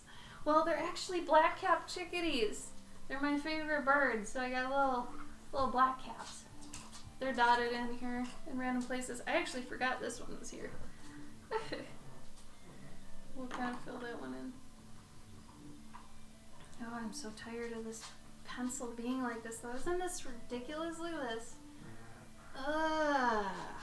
Drives me crazy. I got 2 of those too. The Kohl Erase. Prismacolor Kohl Erase do that because Gabe says it's because the lead's offset inside the wood. Which, yeah, I could totally see that. But the Premiers don't have that problem. The Premiers are usually centered right on. So, oh, I'm glad you like her, Eden. Night, homie. Have a good one. We are going to go as well. So before I do, I've gotten into this good habit, I'm kind of proud of myself, of putting my socials in at the beginning and the end of my streams, and sometimes in the middle for anybody who pops in late, such as a couple of you, or lurkers for anybody out there. But yeah, thank you guys for even showing up here. Oh, I like the little snowflake emoji, that's cute. But yeah, okay, so Gabe is gonna be on Monday. And I think Thursday next week. You're gonna take my other slot too, right? Oh, maybe. That's a Valentine's Day stream. I maybe might. You might want to take some commissions. Maybe I'll if take you some can. commissions. I don't know. I might be. Because Gabe was saying he was gonna take my slots when I'm at cons, so let's see if he does it. Yeah, we'll see how busy I am, but maybe. For sure Monday though. He'll do it. Maybe I'll do only love related or Anti-love. Anti-love. That might Love be or cute. anti-love. Or cute ugly love, Mhm. or ugly cute love. I don't know, something like that. Ridiculous. Anyway, so yeah, I'm at Anime Milwaukee next weekend. So if anybody's in the Wisconsin area wants to say hi, I'll be there. And Gabe might be streaming on my stuff. Yes, Tragic Love. There you go. Kit Kat, you got it. So I will be back though the Thursday after next Thursday at 4 p.m. CST. He's also on 4 p.m. CST, but on Mondays. Not your blanket, dum dum. Anyway. It's true, Wade. I agree. Anyway, thank you guys for coming. Sorry for those that came in and we're kind of ending right away. I'm sorry. Thank you for showing up. Wade, it was great to see you. Like always. Always love seeing you. Everybody give Wade a follow. He does some awesome digital work, great character designs. Really kind of, I don't know, horror sci-fi? Would you? Anyway. Fantasy? Yeah, and sometimes fantasy.